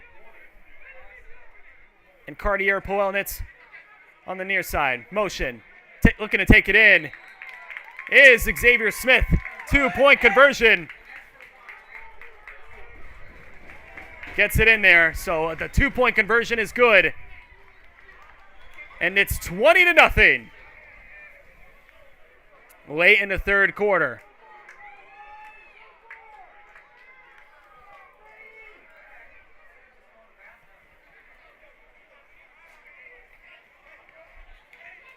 So a costly turnover for Mackay Hunt as he was sacked from behind, led to 4 plays for Hocking. Ball goes through the receiver's hands on the final play into Ralph Gaston's for the 95-yard pick 6. And now Xavier Smith able to collect a 2-point conversion on the other side of that.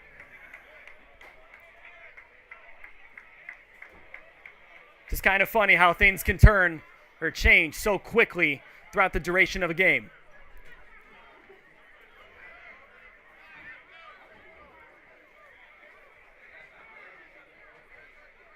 So the Lions now back in to kick off. I believe it'll be Marcellus Hunt as our kickoff specialist. Sporting a number 30 jersey out there.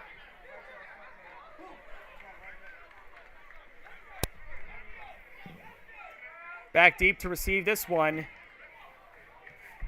is number 16, Alan Simpson. That can't be right. He's a linebacker.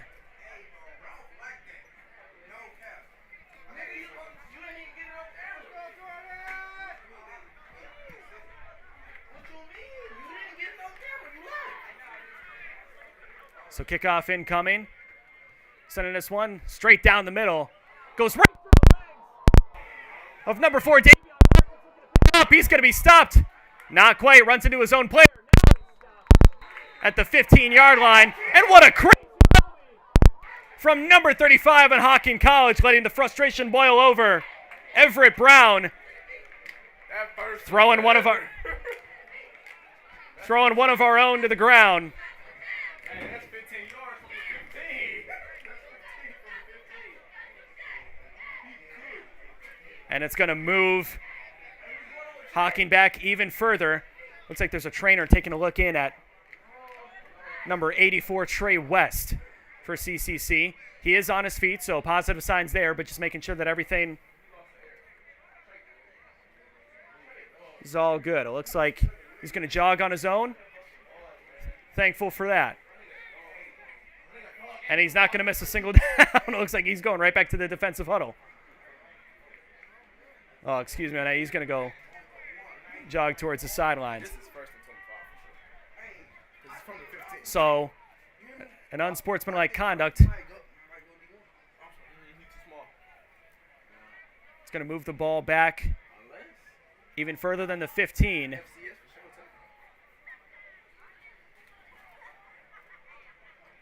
And first, a 15-yard penalty on the 15. They're going to cut it in half, so it ends up being like a 7.5-yard penalty, roughly. What? It's going to push him back because you can't start him on the goal line. So it pushes him back to the 8-yard line. 19. They'll give him the extra half.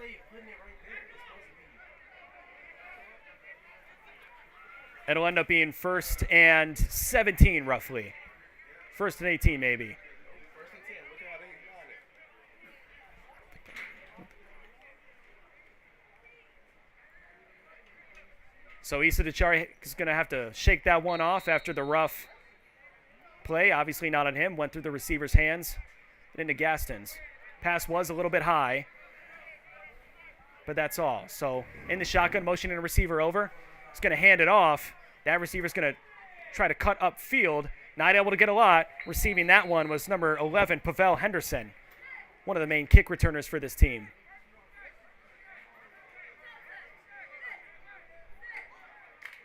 Makes it 2nd and... They're saying it's 2nd and 10. They moved him all the way back, so I don't know if the...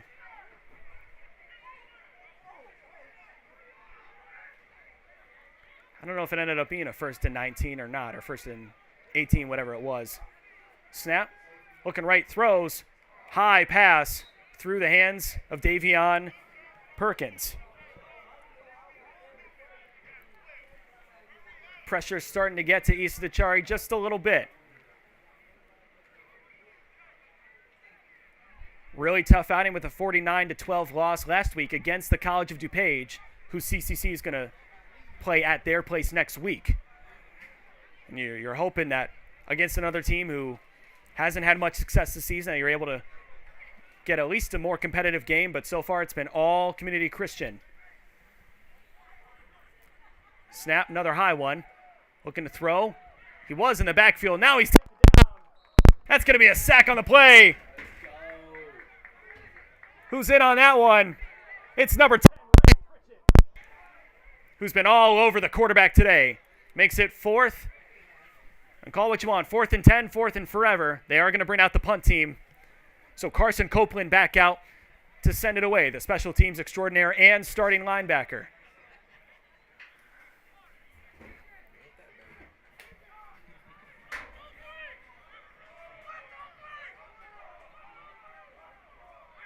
And for CCC, you wanted a nice bounce back win, or at least in the same way a more competitive game, as this one's going to be taken back. Flag coming in on the play. Receiving that punt was number 30, Jacob Green, I believe. Definitely not Jacob Green, excuse me. That's number... Looks like that was D'Angelio Hobbs on that one. But obviously 2 tough losses for the Lions the past 2 weeks. You wanted a nice bounce-back win against a team that you can beat, that you can put the pressure on, and he's been able to do they've been able to do just that. So it's been fantastic work from them so far.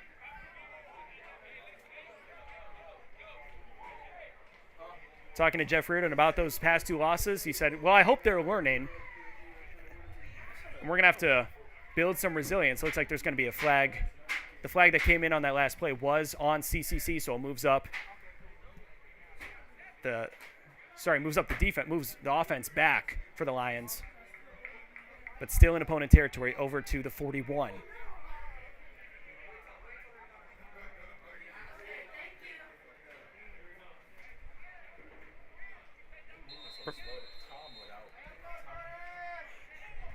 Our clock shows the time ran out for the third quarter, but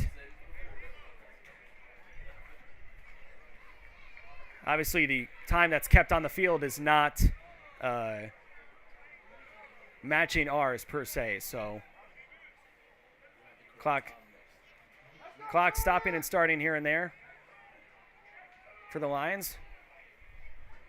We'll be back in at quarterback is Mekhi Hunt once again. Motions over Jamel Thomas, hands it off.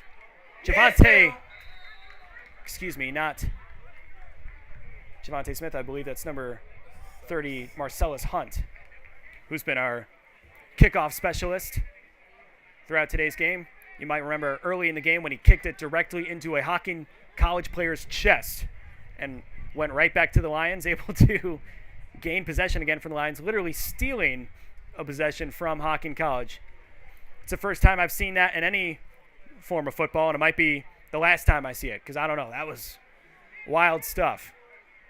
Mekhi Hunt back in the gun. Marcellus Hunt behind him. Jamel Thomas operating as the fullback. Receives the snap. Back to Hunt, looking to push up. He's got speed and moving through to second level. Tackled there by number 17, Jacob Harrison, defensive back. Only 200 pounds on that defensive back, so I'm pretty impressive that he's able to stop the bowling ball that is Marcellus Hunt. Not the heaviest running back on the team, but certainly he's got a lot of speed and weight on him.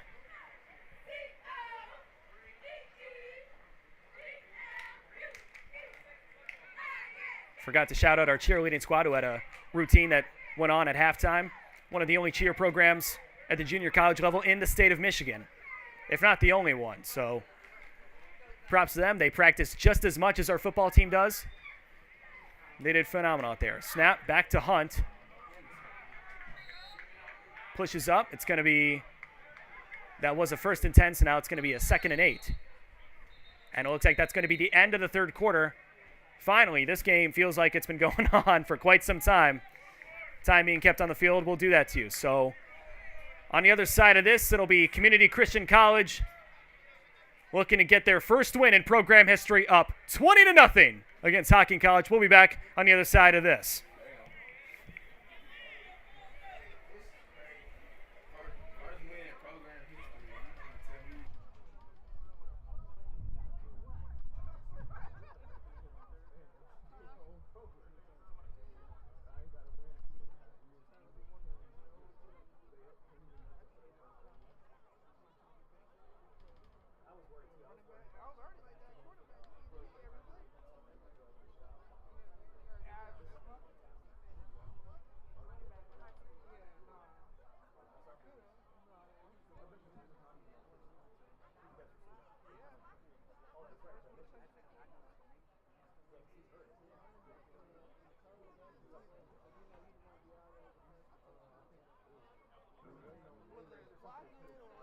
Position stands are now open and there are 7 o'clock.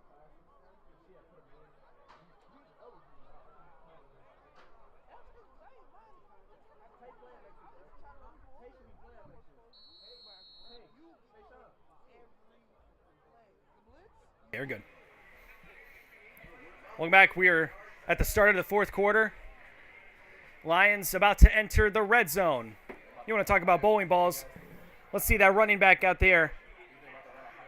I imagine they're about to move it to him. Instead, it's an end around handoff. Looking to push it towards the end zone. Not able to do so, but receiving that one. Number 16, Xavier Smith. It's been him, Trey Weston, Cartier Puelnitz at the receiving core for CCC. Great point was made to me here by some of the folks here in the press box that probably the hands down the best receiver for Community Christian hasn't been able to see the field all year due to some eligibility issues. Tayshawn Trent, who's former University of Michigan commit, is now here at Community Christian looking to bounce back to the Division I level. We're looking to see him here on the field soon enough. But for now, it's going to be Mekhi Hunt handing it off, pushing his way through. Now looking to pile on as the running back. Tackled by like 3 people because that's how many it's going to take. Who's that running back? I believe it's number 35, Sean Russo. Was going to be the kickoff specialist, or at least the kicker in today's match. And if you remember that first PAT attempt, he saw the snap, didn't like it, and just gave up on the play before he could even put the ball up. So they've been going for 2 since then. And I'll tell you what, I like a more running back. It took 3 players on that last drive, and it looked some of those Hocking College Hawks took a while to get up. They're going to look to do the same thing again. Another handoff. Sean Russo. And now stopped. Not as much of a gain that time around, which makes it 3rd and goal. Sorry, 3rd and about 2. They need the 2-yard line for a new set of downs.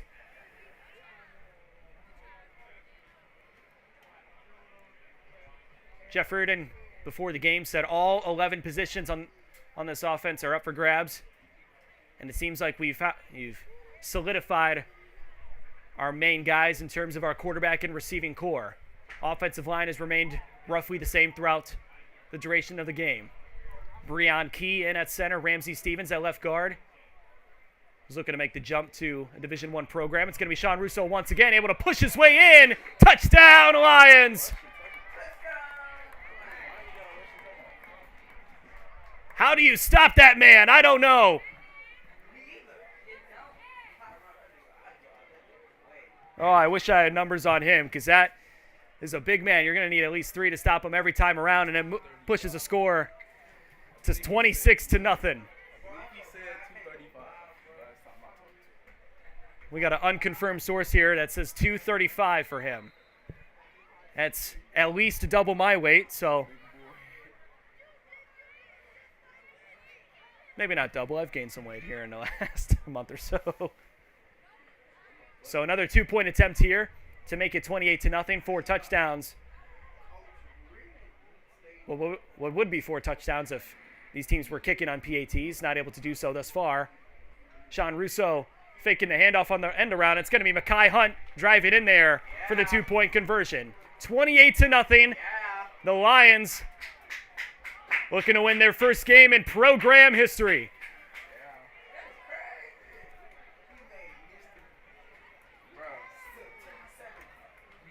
12 minutes left to go here in the game. You talk about the effort, the heart of this Lions team. They don't have it as easy as a lot of these other programs do. No dorms on campus.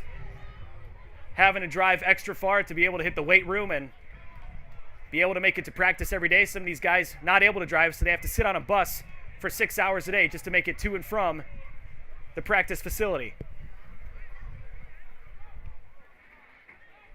Going up against teams like Snow College that have nicer facilities than a lot of Division II schools.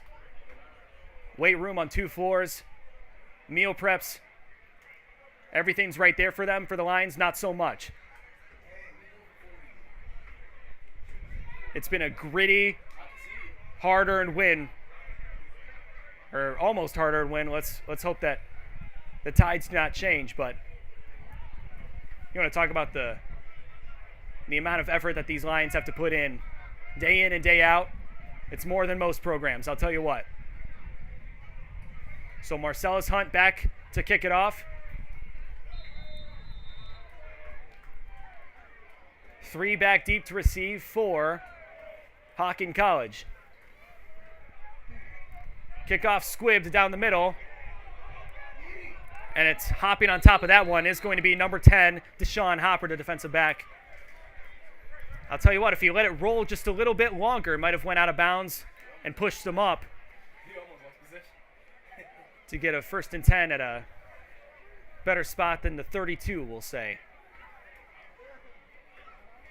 So 1st and 10, obviously game's not over. Hocking College still has time to compete and make this a more competitive game for sure. But Issa Dechari's going to have to get rolling. Running back Jason Threat to his left. Receives the snap, hands off to him. Stopped immediately. On that one, tackled by number 23, Decorian Forrest Jr. Another difference-making linebacker for this team. In my season preview that we posted on ccclines.com, I talked about the biggest difference for this team is going to be that linebacking core, or at least on the defensive side of the ball. Issa Dechari receives the snap, running to his left, trying to make anything happen, and the throw not able to get there. He had a receiver open. That was number 4, Davion Perkins, on the far side of the field. Makes it 2nd and 10.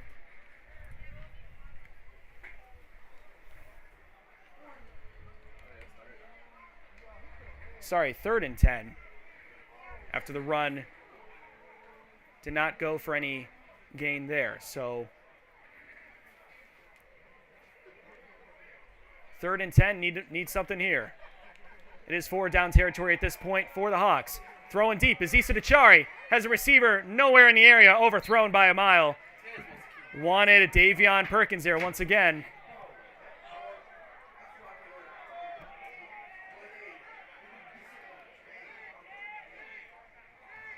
In there on coverage was number 4, Martez Langford. And Hocking College is going to bring out the punt unit. Once again, they're not even going to, with what, 10 minutes left in the game, 11 minutes left in the game. I feel like this would be 4 down territory. Craig Moore disagrees. It'll be Xavier Smith back to receive this one.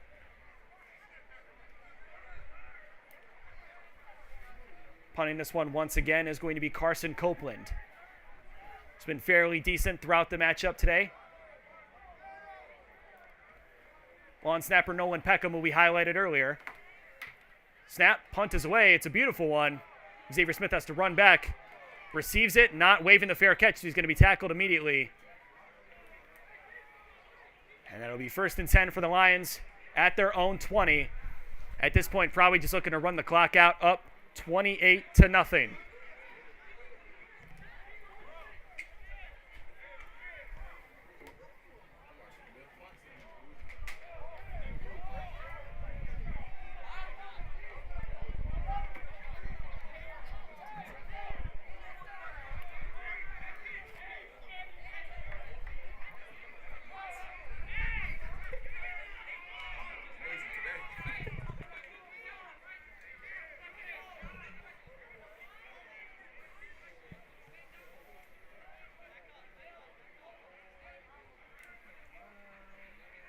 Offense back out on the field for the Lions. Mekhi Hunt in at quarterback. He has secured the starting job, and at least in my eyes. We'll see what Reardon says as time goes on.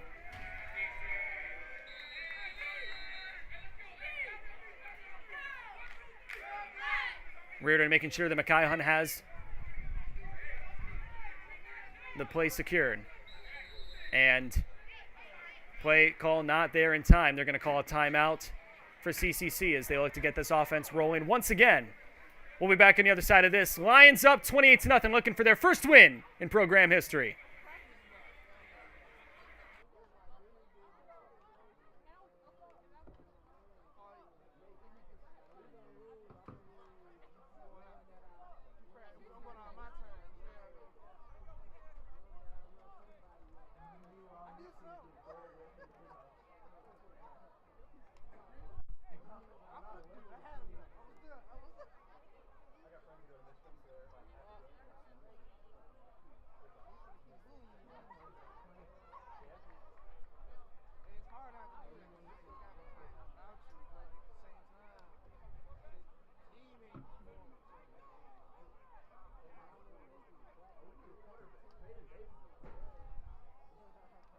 Let's go. All right. Welcome back to the other side of this. Fourth quarter about to get underway. Sorry, fourth quarter has been underway. 11 minutes left to go. The offense about to get underway for CCC. Mackay Hunt in a quarterback. Running back to his left, two receivers to his left. Snap, end around play. They've had success with this as the day has gone on. And fumbling the ball. It's going to be, looks like it was Xavier Smith that fumbled the ball. And was he able to recover it?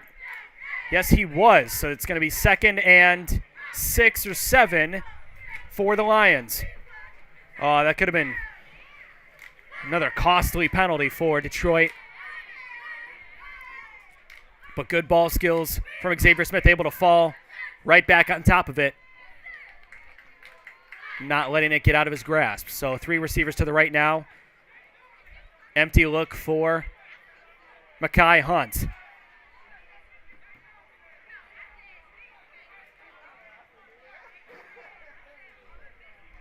Jamel Thomas in front of him, operating as the fullback. Looks like there's going to be a flag on the play. Looks like it's away from the ball. Some sort of false start, so it moves the Lions back 5 yards. It'll be 2nd and 15.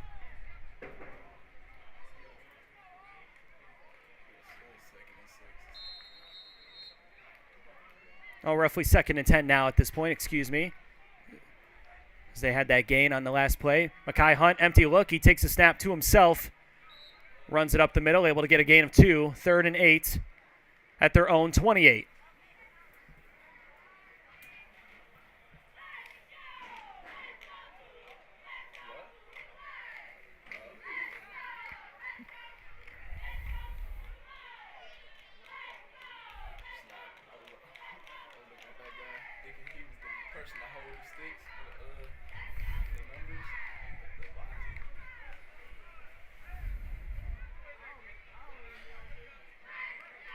Third and manageable here for Detroit. Haven't needed to punt the ball much today. They've gone for it on most of their 4th downs. Mackay Hunt, running back next to him. They are going to run the ball. It's going to be number 32, pushing forward, looking to gain yardage and not able to do so. Actually, they're going to call him pretty close. They're going to say it's a 1st and 10. Barely made the line of scrimmage. Craig Moore is going to plead his case. That's Scenario Hamilton on that carry. First of the day for him.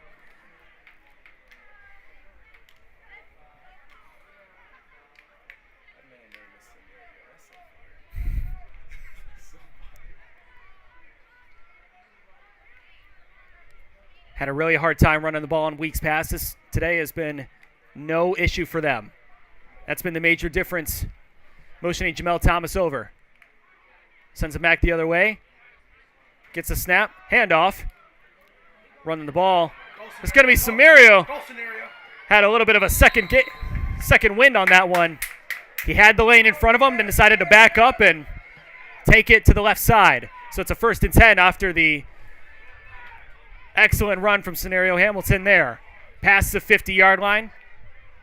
Sorry, exactly on the 50. It'll be 1st and 10 at midfield.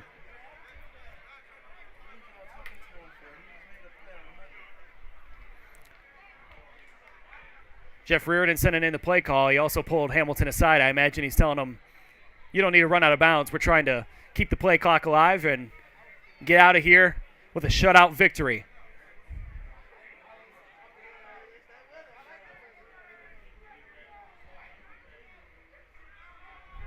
Jamel Thomas motioning over once again. Handoff.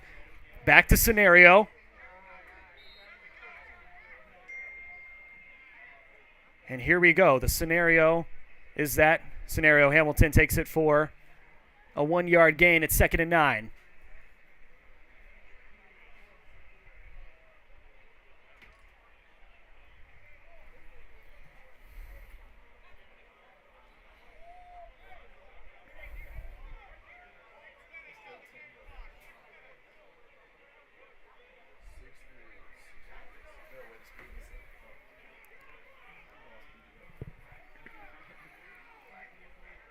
If we heard the referee correctly, it seems like there's 6 minutes left on the clock. That's going to be Xavier Smith taking that handoff.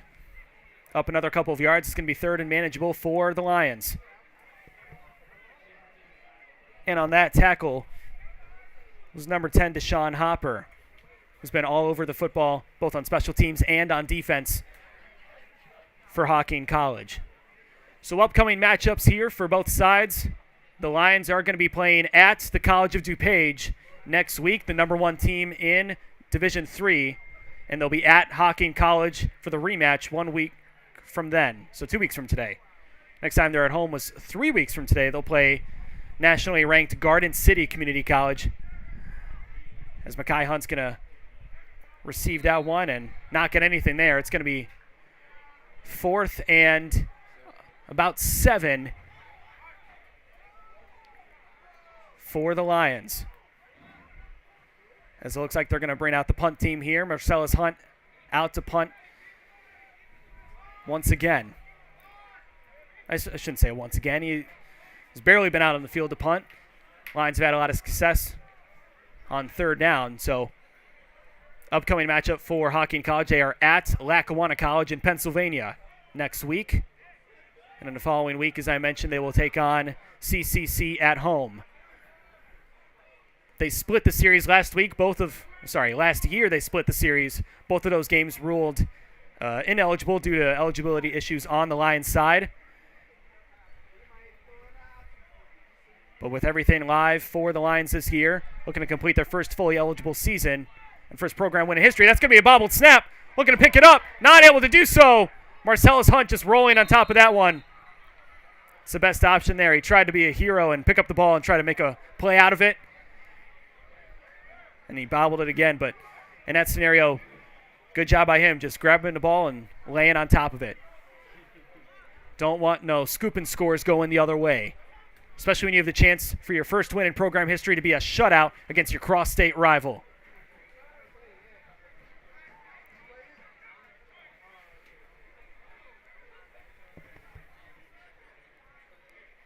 Still rolling with Issa Dechari at quarterback. Janil Jones to his right at running back. And on the far side is Corday McCannon, who has not seen the ball all day for Hocking. Snap, looking to throw. Pass over the middle, complete to that man I mentioned. It's Corday McCannon. I said he hasn't had the ball all day on that play, able to do so. So 1st and 10 for Hocking College. Sure. Makes it 1st and 10 here for Hocking College. Snap. Looking right, throws, incomplete pass. Almost caught again by a multitude of players. And that makes it 2nd and 10 in the red zone here for Hocking College, as we have a player down on the field. It looks like that is Corday McCannon, who was bumped harshly on that last throw. He was, I believe, the intended receiver, and he just got knocked over by the defensive back.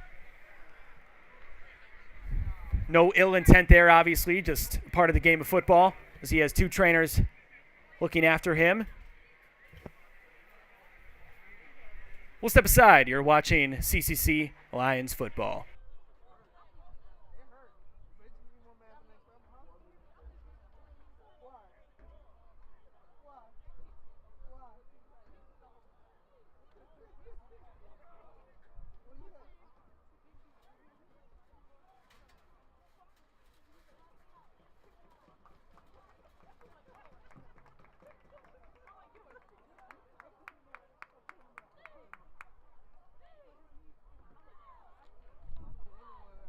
Able to walk underneath his own power is Corday McCannon. He will step off the field, though, being looked after by trainers. It's 2nd and 10 for Hocking College. Trying to get some points on the board in this matchup. 28-0, your Lions lead.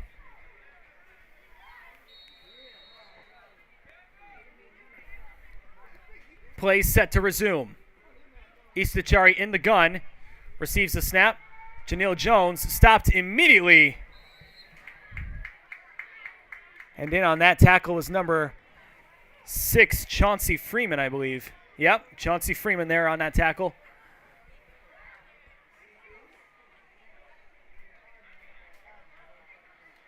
Makes it 3rd and about 11. It is going to be a tackle for loss at the 20-yard line.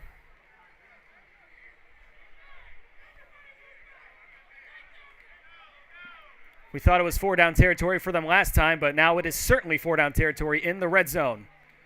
2 receivers to the left. He's going to look right instead. Throwing, looking for a receiver in the end zone. Defensive back all over him, and they're going to call a pass interference on CCC. In coverage on that play was number 31.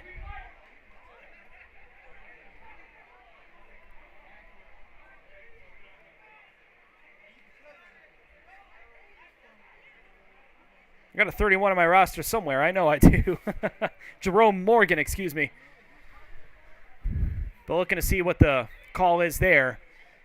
I don't believe it was anything egregious. I think it was just he had his back turned to the ball and didn't look to see where the ball was coming. So if the play call stands, it'll be another 1st and 10 for Hocking College, gifted by the Lions defensive back. And they are going to call pass interference. Moves them up.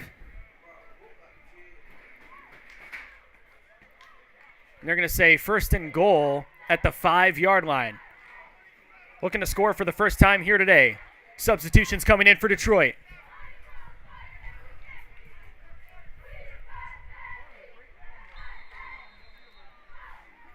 Istachari into the gun. Janil Jones to his right, excuse me. Snap, handoff, looking to push through.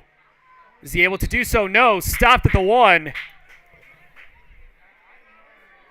And on that tackle, number 78, Jordan King. Looks like there's an injured line on the field, having some hard time, a little bit of a hard time getting up and walking off the field. He is limping on his own. That's number 10, Ray Pritchett. He's been all over the ball here today. You hope that's not serious for him. He's been one of the best edge rushers for Detroit this season.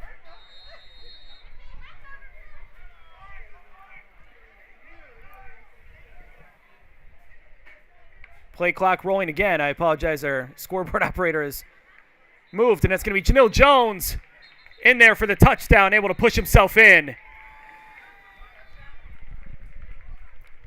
3rd string running back for Hocking College. Able to get himself in there for the first score of the day for the Hawks.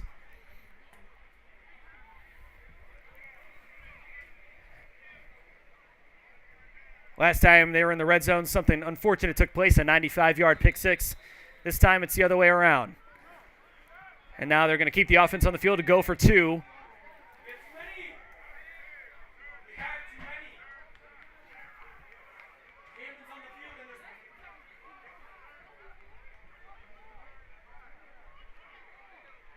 Almost a too many men on the field call for them. Play clock is running on our end, but we will try our best to make sure that we will update you accordingly as the game goes on. Looking to receive that one. He is able to do so. Getting the extra 2 points there. McIntosh, the number 1 receiver for Hocking College. Excellent work for him.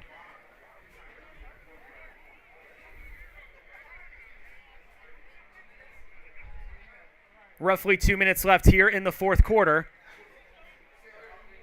We're showing the clock reaching 0. That's because our scoreboard operator has elected to take a bathroom break against all odds. I guess he thought the win was secured already, so no need for him to be here. Oh, here he is.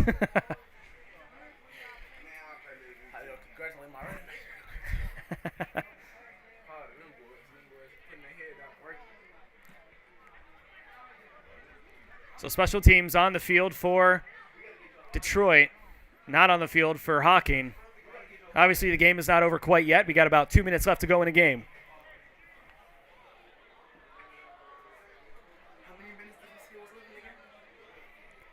roughly 2 minutes or so left here in this matchup. We didn't get a 2-minute warning.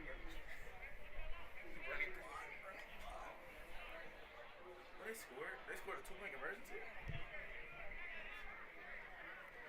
So first score of the day coming to you by way of Janil Jones.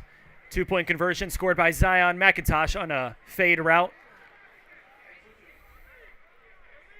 Probably the best that Hocking's offense has looked all day. So Carson Copeland back out for his second kickoff of the day.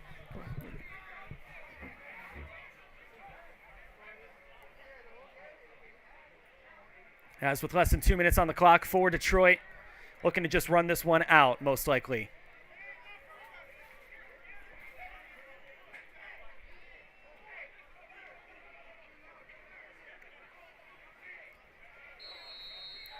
Off's looking to see short kick here from on the kickoff here, goes out of bounds, which is a penalty. They'll move the ball up, but it's curtains from here. Looks like it's going to be, I imagine, 3 kneel downs and the end of the game for Detroit.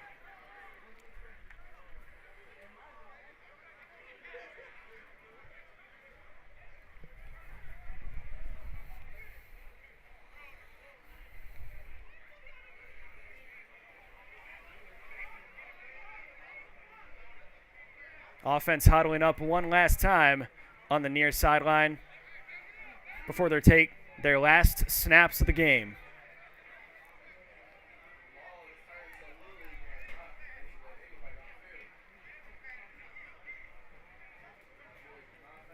Jeff Reardon with notes and comments for the referee. Looks like there's something up with one of our receivers. Trey West holding his back. Hopefully there's nothing serious there, but he is gingerly getting off the field.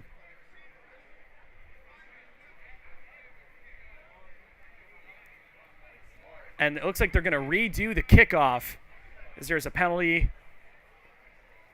on both sides. Obviously the ball went out of bounds, but they're going to say a penalty was also called on CCC, if I saw that right. Might have to replay that one back and let me know because I'm not too sure. So they will redo the kickoff again. It's going to be Carson Copeland kicking it off. An onside look here as they had last time for CCC. Ball falls over twice now. It's windy out there as the day continues to go on.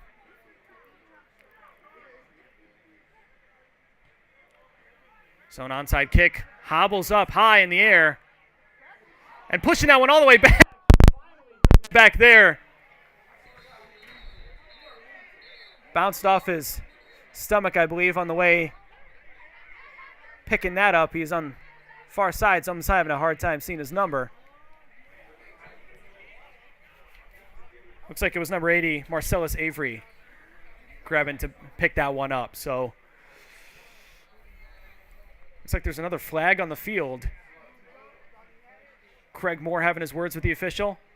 And with less than 2 minutes to go now, I imagine maybe a minute 30 left roughly. Game's pretty much over, I would say. Let's get this one over with so respective teams can go home. Nelsonville. And we're going to, no kidding, we are kicking it off for a third time in a row.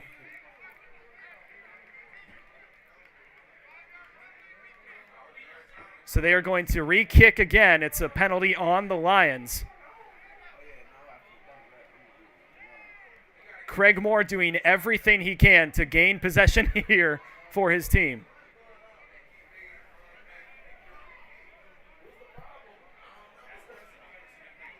Some sort of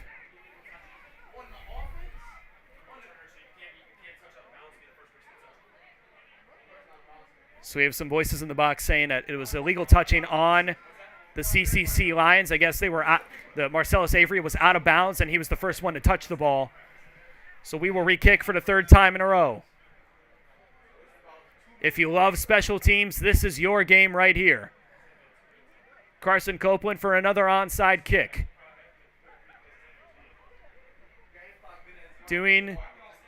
Trying his hardest, I should say, as the refs are convening here in the middle.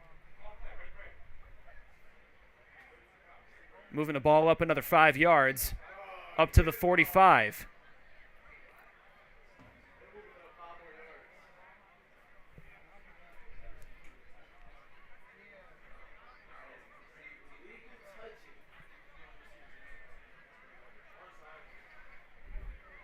So one more time, one more onside kick. Carson Copeland getting his fair share of practice here.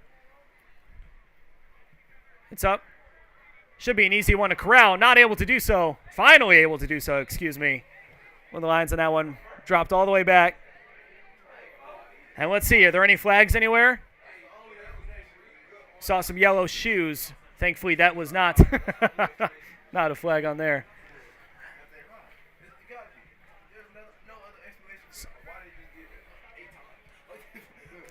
So it looks like the offense is going to be coming out for one last huddle, and I imagine they're going to kneel it a few times and look to end it here. We'll see if Craig Moore is going to elect to use his timeouts. It shows zeros on our clock. That is because our scoreboard operator left momentarily. And to be honest, the game is, for the most part, over. You're good. But they are going to elect to run a play, so it's Mekhi Hunt in the gun. Imagine it's going to be 3 rushes, and this game will be over. Motioning with Jamel Thomas over. More of a read option. It's going to be Mekhi Hunt receiving that one. Takes it up, and that's going to be some chippiness going on the field.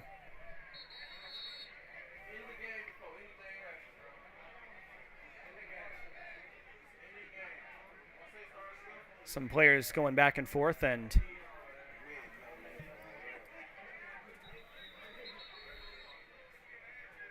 they are going to say that is that a timeout or the end of the game? I'm going to say that's a timeout for Hocking College. He is going to elect to use his first one of the second half.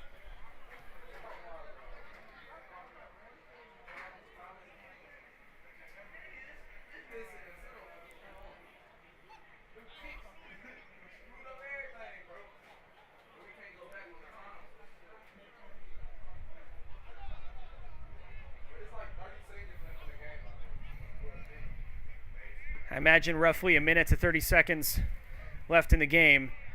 Can't be anything more, as they're electing to use their timeouts. They, meaning Hocking College, is electing to use their timeouts. They have 2 more left.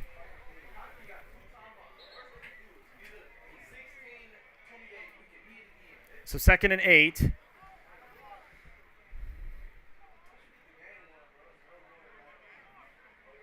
Craig Moore with a little bit of petty clock management to keep his team on the field.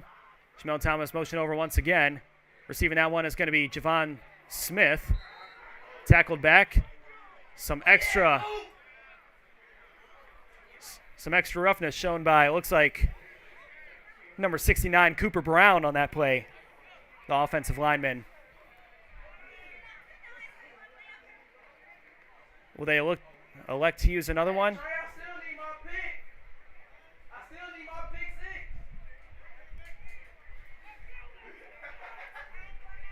Time is rolling.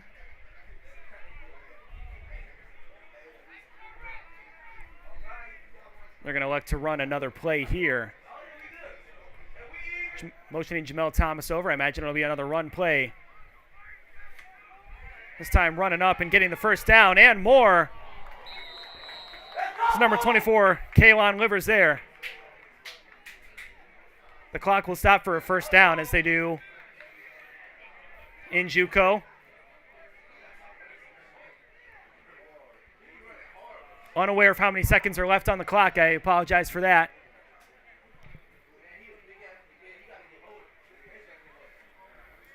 And now that we have the first down, now that CCC has the first down, looks like it's going to be kneeling from here on out.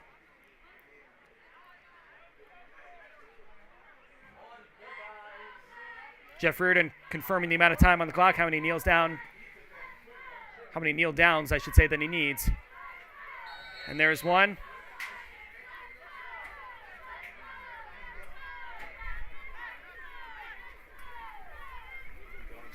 And it looks like players are running back to the sideline, and that is going to be it. That's the game. First official win. Next time, if I'm not playing, I'll be back. First official win for CCC and their program's history. And the final score in your game, 28-8. Christian College putting on like Young Jeezy for the city of Detroit here at East English Village Prep High School. The blood, sweat, and tears that each one of these players has endured for this team and for this program, unmeasurable.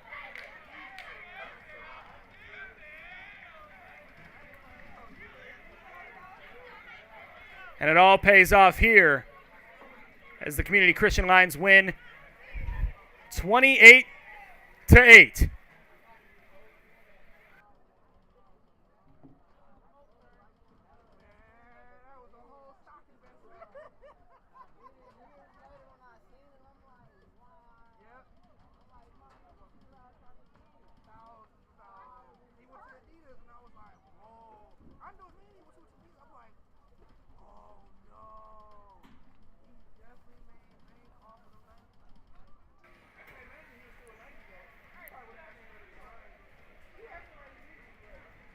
For Community Christian College, it's been a long climb to get to this point. Previous regime, head coaching, and athletic staff did not maintain eligibility requirements. They were put on probation almost immediately from the NJCAA. Since then, Jeff Reardon has came over from Wayne State last season, played as a club team last year, got their players to the point where they need to be in order to have a performance like this today. And it starts with him, Jeff Reardon, who is not only the head coach but also the athletic director. That's pretty much 2 full-time jobs placed on that man's shoulders. And the work that he's put in to get this program to the place it is where you can have a performance like this against a Hocking College team that, yeah, they lost pretty bad last week, but make no mistake about it, in their 9th year as a program, they're pretty good, all things considered.